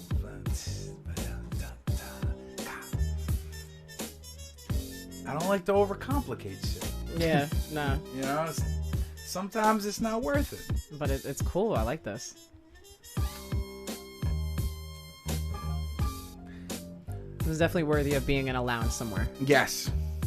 I'll take lounge. Definitely being played somewhere in a lounge where people are chilling, VIP area, some shit. I don't know.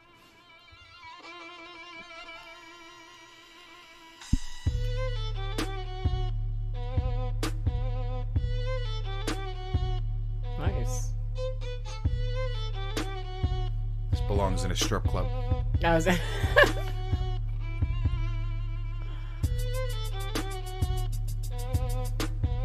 Now remember, the ladies work for tips and tips only.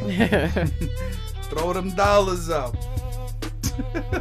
Yo, when I was in Miami, went to 11 nightclub.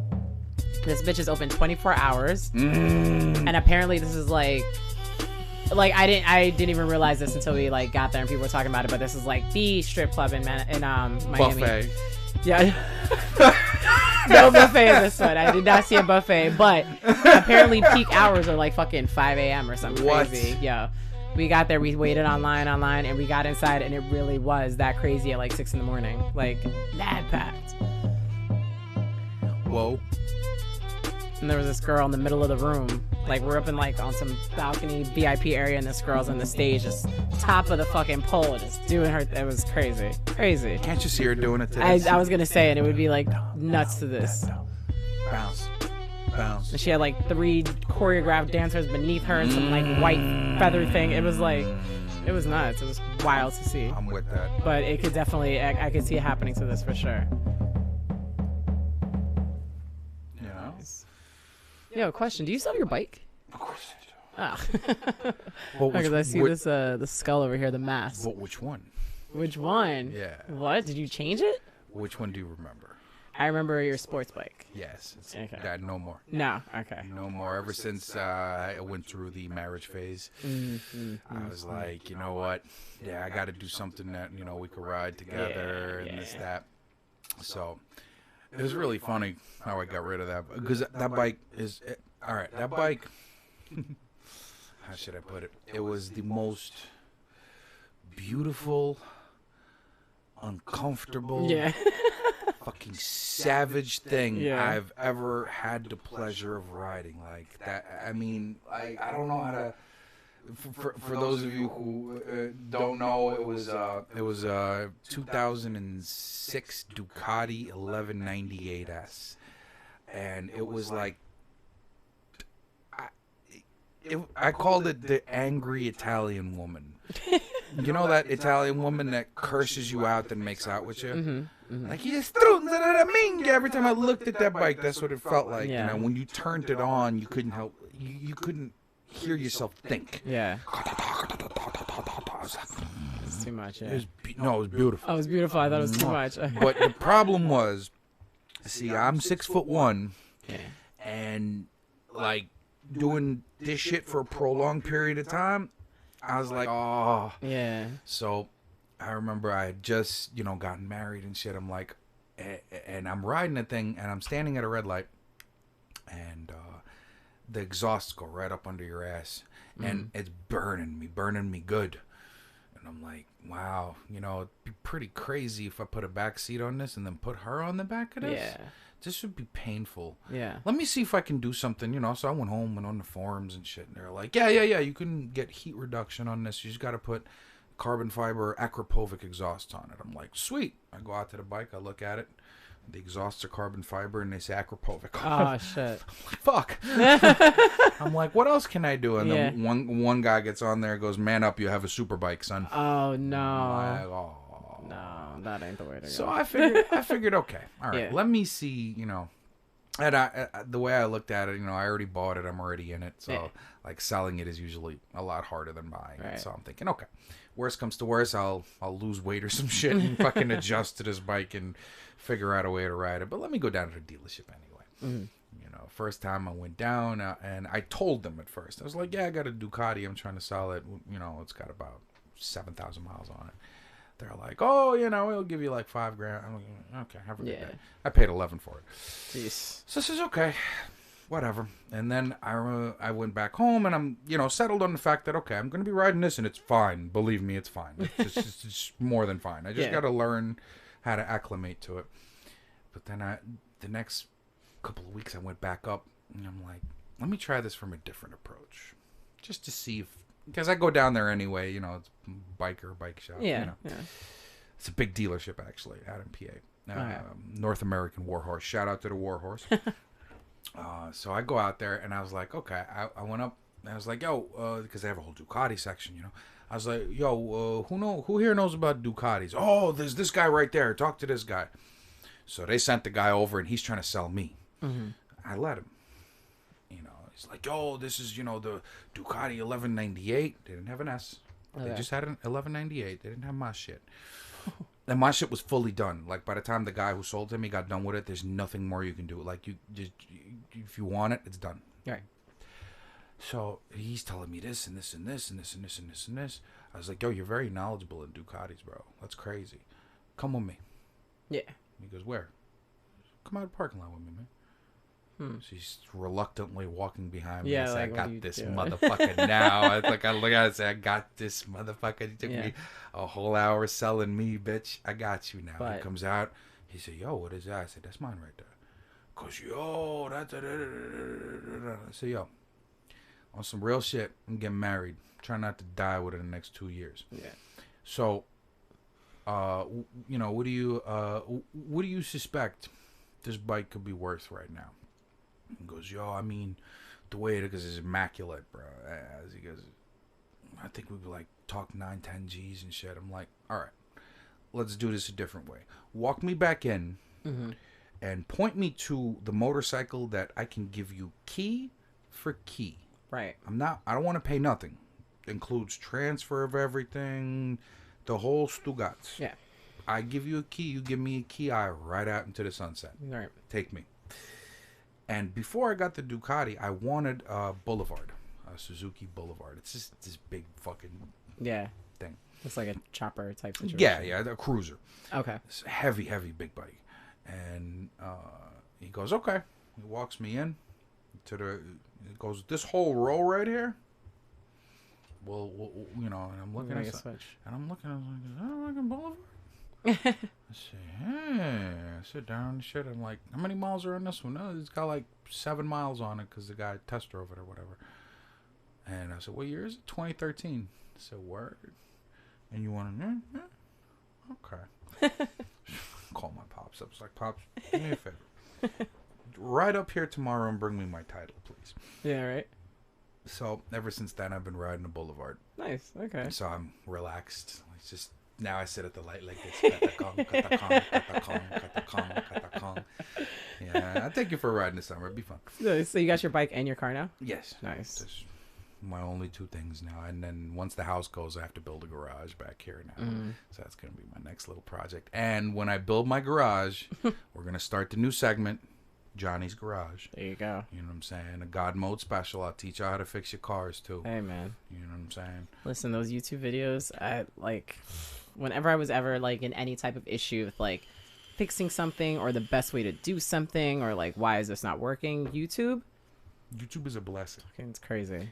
You know, Crazy. and it's a blessing more than they know, most Yeah. of those creators, because I'm a professional. I've been doing this for over 20 years, fixing cars. And sometimes I just don't want to look through the manuals. I don't want to look through the, you know, so I go YouTube, you know, like 99 Nissan Sentra, how to remove door panel. Because I want to know the quick way. Yeah. Yeah. And there's always some guy Something. in his backyard. We gonna tell you right now how to take this door panel up off here. Now you're Yeah. gonna find a little bolt down here which you didn't see before. And I'm like, you get to the point where you okay.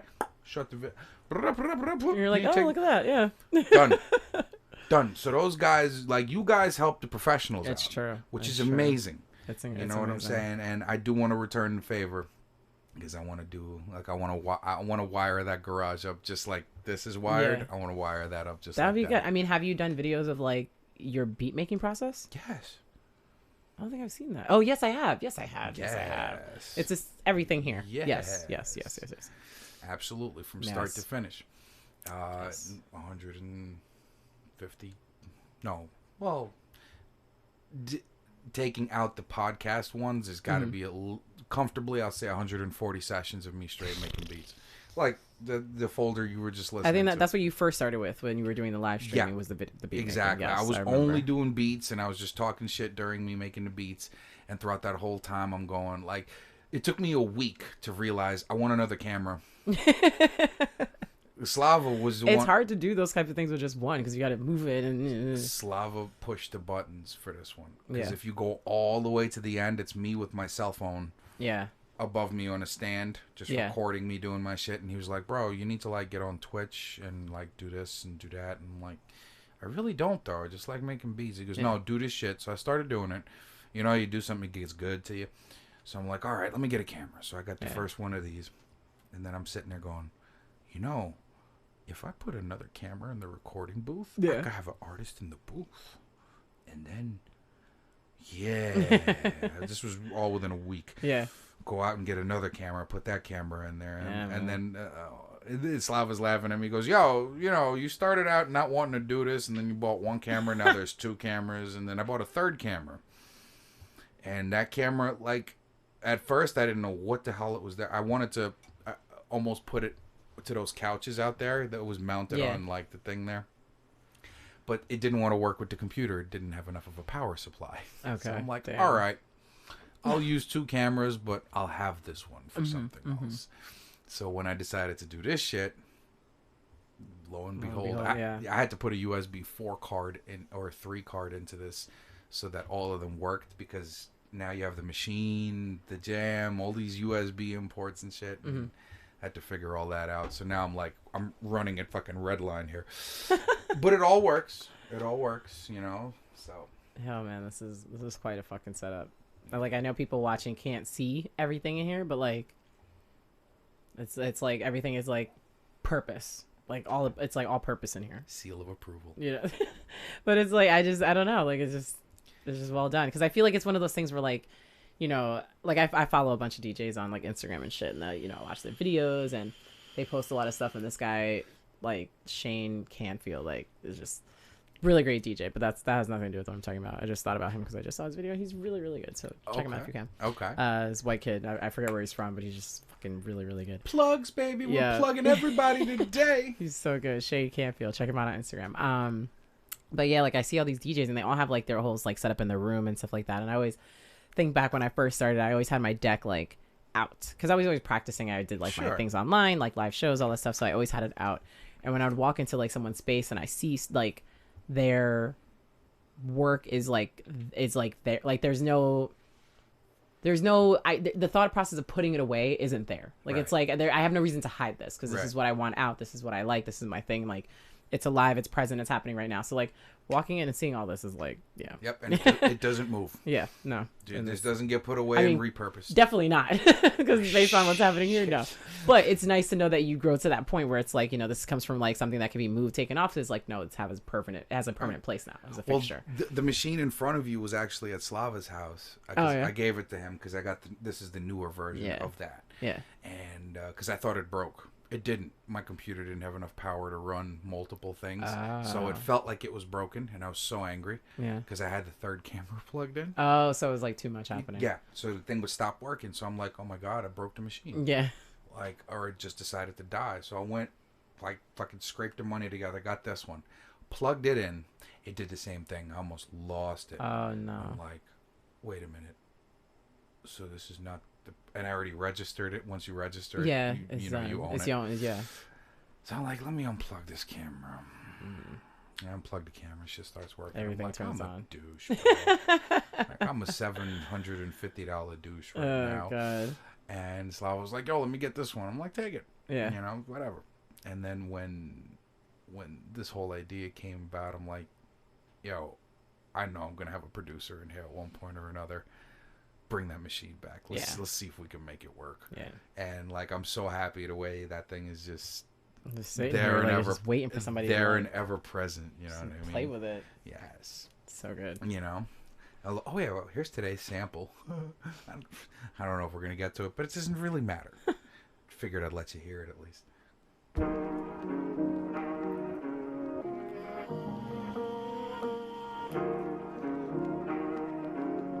All that is on that one.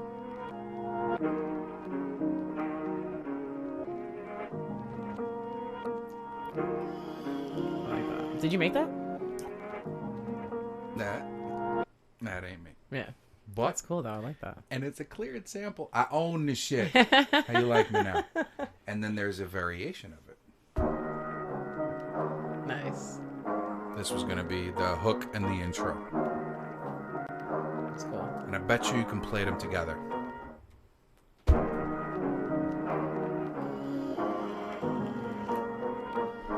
So Nice. that was gonna be our shit. I like this part right here.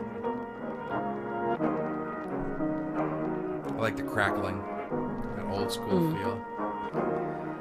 But like, I'm telling you, some samples, like, let me give you an idea of like the ones that I don't know if y'all ever gonna see it on here, but to be real with y'all, because some of these require like some attention, like real attention, like ones I'm not prepared to put them here, and I don't know, like, hold on. Yeah, here's one of them. Like, these were designed to be Motown feeling, Okay. kind of, but they're not actually Motown. They were done specifically for this thing that I have here. So let me just find, yeah. Let's check this out.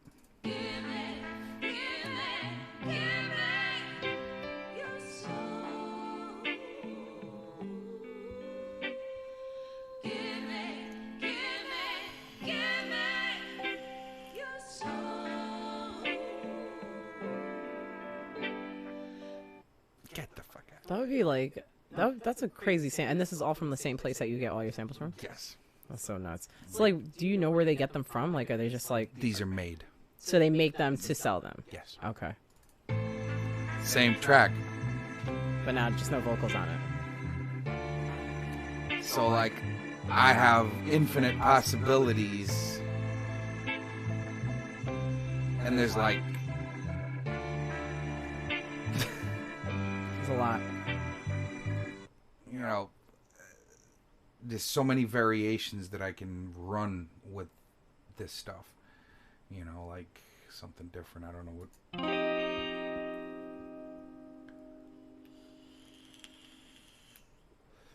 Just a guitar chord. I download shit like this. Oh, but yeah, when you load it up in here, you just go fucking nuts. You go ham with it. Exactly. That's what, you know, I thought, like, let me use the machine what it was designed to be, because this was designed to be a sampler. Yeah. So, like, here's another one of that same other one.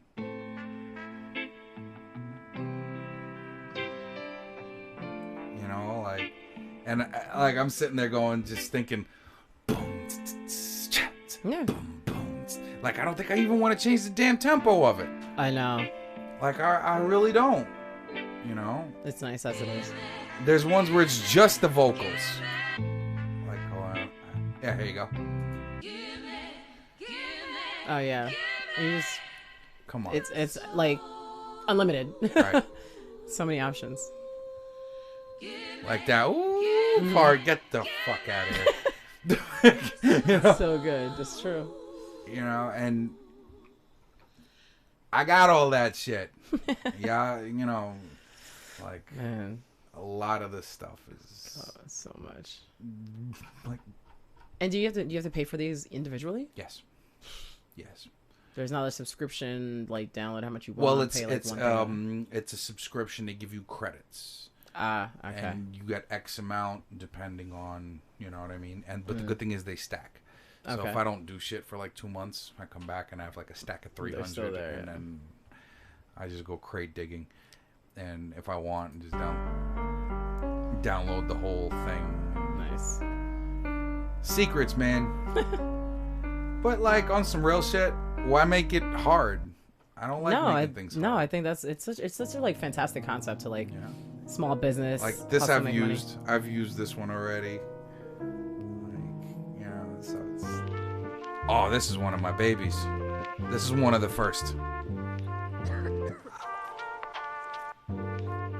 Like, how like dope that. is that, right? Watch this. Watch this. I'll play the track I did with this. I was gonna say, I hope you use this already. This was the first one. When I decided to do this, I started with that. I love stuff like this. Like, I don't know if it's like, This is it just sounds like it's repeating, but it's not. This is actually in my highlights, the first track in my highlights. It's called Up in Smoke. And you hear how it was brought up with the mastering and all that stuff.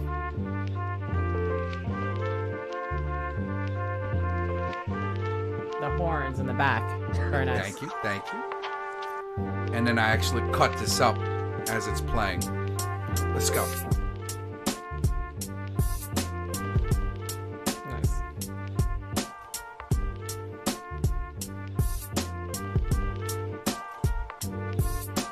Yeah, You know? super cut out.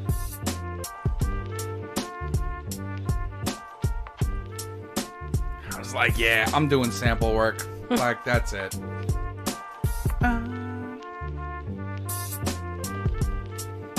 This is like lo-fi, but without lo-fi drums. Yeah. I've been told this. You're like a lo-fi guy, but without the lo-fi drums. You know what's so funny? Like when I heard it, I did hear you drop down at the beginning, and it came in, and I was like, okay, that sounds like something I do when I'm mixing.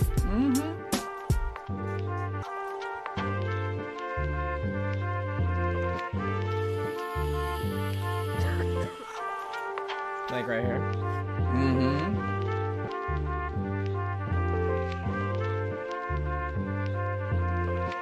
But this is the kind of sample I absolutely love, and they're so hard to find. So great. They're so hard to find, though. Let's go.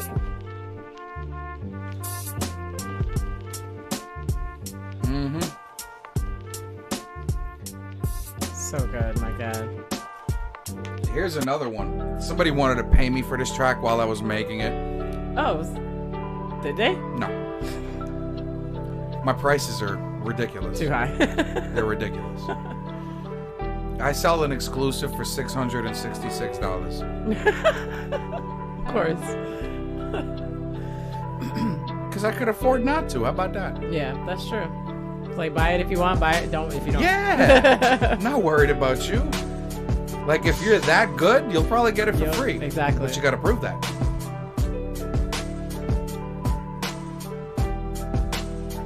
Call this one Glory.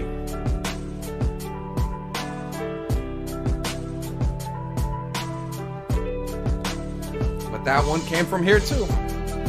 The ones that you like, this everything that you're playing on SoundCloud like deserves to be up there. Like, this is like good shit. Well, this is one of the top fives. Yeah, that's My so good. highlights.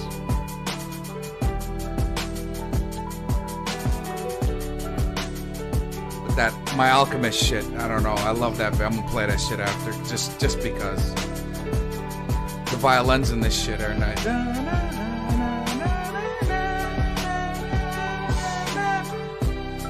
Feels like you could tell like a rags to riches story on this. Yeah, I can see that.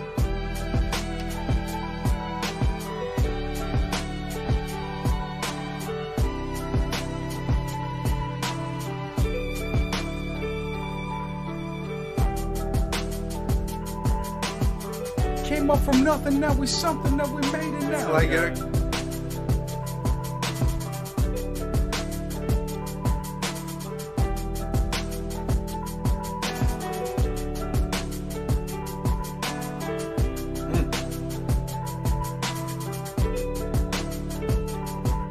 whoa. Good shit. Good shit. This right here, though, I don't know. There's something about this beat that give me so much fun, especially when I'm in This the one? car. I play this in the car, just the way it hits. I'm a big Alchemist freak. Like Yeah, that I remember. I listen to Alchemist all fucking day. Like, just the instrumentals. I don't want to hear nobody spitting. And the breaks that I did in this were perfect Alchemist breaks. Yeah. You know that video where that guy listens to the Alchemist in the car and beats the shit out of his son? No. You should. What? It says when an Alchemist beat takes your soul. Oh God. And like when he hears the break and then he comes back and his son is in the car. Oh, the passenger seat, and then he's and like grabbing him "Yo!" and stuff. Oh, But yeah. literally, Yo, you know Nah, that. his videos are funny because like he'll listen to songs that he loves and he's like, That's Alchemist. Most of the shit that he plays is Oh, yeah? Alchemist. So like that one beat break right there. Ah, yeah. Alk, this for you, Alk. I know you don't know who I am, but it's cool. Actually saw what's his face not that long ago, Action Bronson. Oh shit, yeah, Action I is saw cool. him like it was a little while ago, not that long ago, but a little while ago. He was out at he was doing some like restaurant pop up because you know he's like a big foodie. He's a chef. Yeah, exactly. So he was doing like some pop up at Nicola, I think it was Nicola Pizzeria, something like that. And I saw him on the street because I wanted to go to the pop up, but this line was like. You know he started rapping as a joke, right? I heard that. I heard it like he did an interview and he was talking about that how like he's like food has always been his passion. Cooking. He was some kind of executive chef, and he was laid up with a broken foot. So And then his friends were like, "You should start rapping." Yeah. And there you go. Action Bronson, and he named himself after like Charles Bronson. Yeah, this guy's like incredible. He's But yeah, I pretty saw him dope. in the street one day. He's No, pretty dope. Action's great. He's cool. You know, and you got shit like this. This takes me back. This is above my level. Like, you know what I mean? I shouldn't be able to understand this sample, but it talks to me.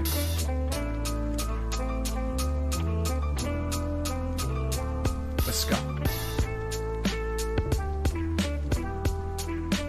This is some like late 90s shit. Whoa.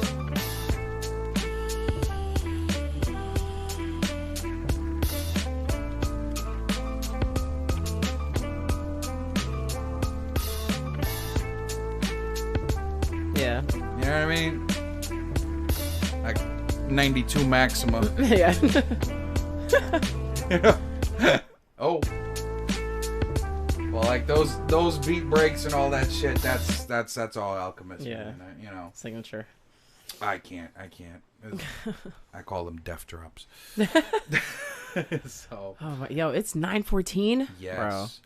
Yes. Yes. I'm like, About time to get this Yeah. shit wrapped. yeah. Listen, this has been a ride. And I had such a good adventure. time talking and listening to all this stuff and reminiscing and like. And I have a manager Yeah. now. Right there. See her?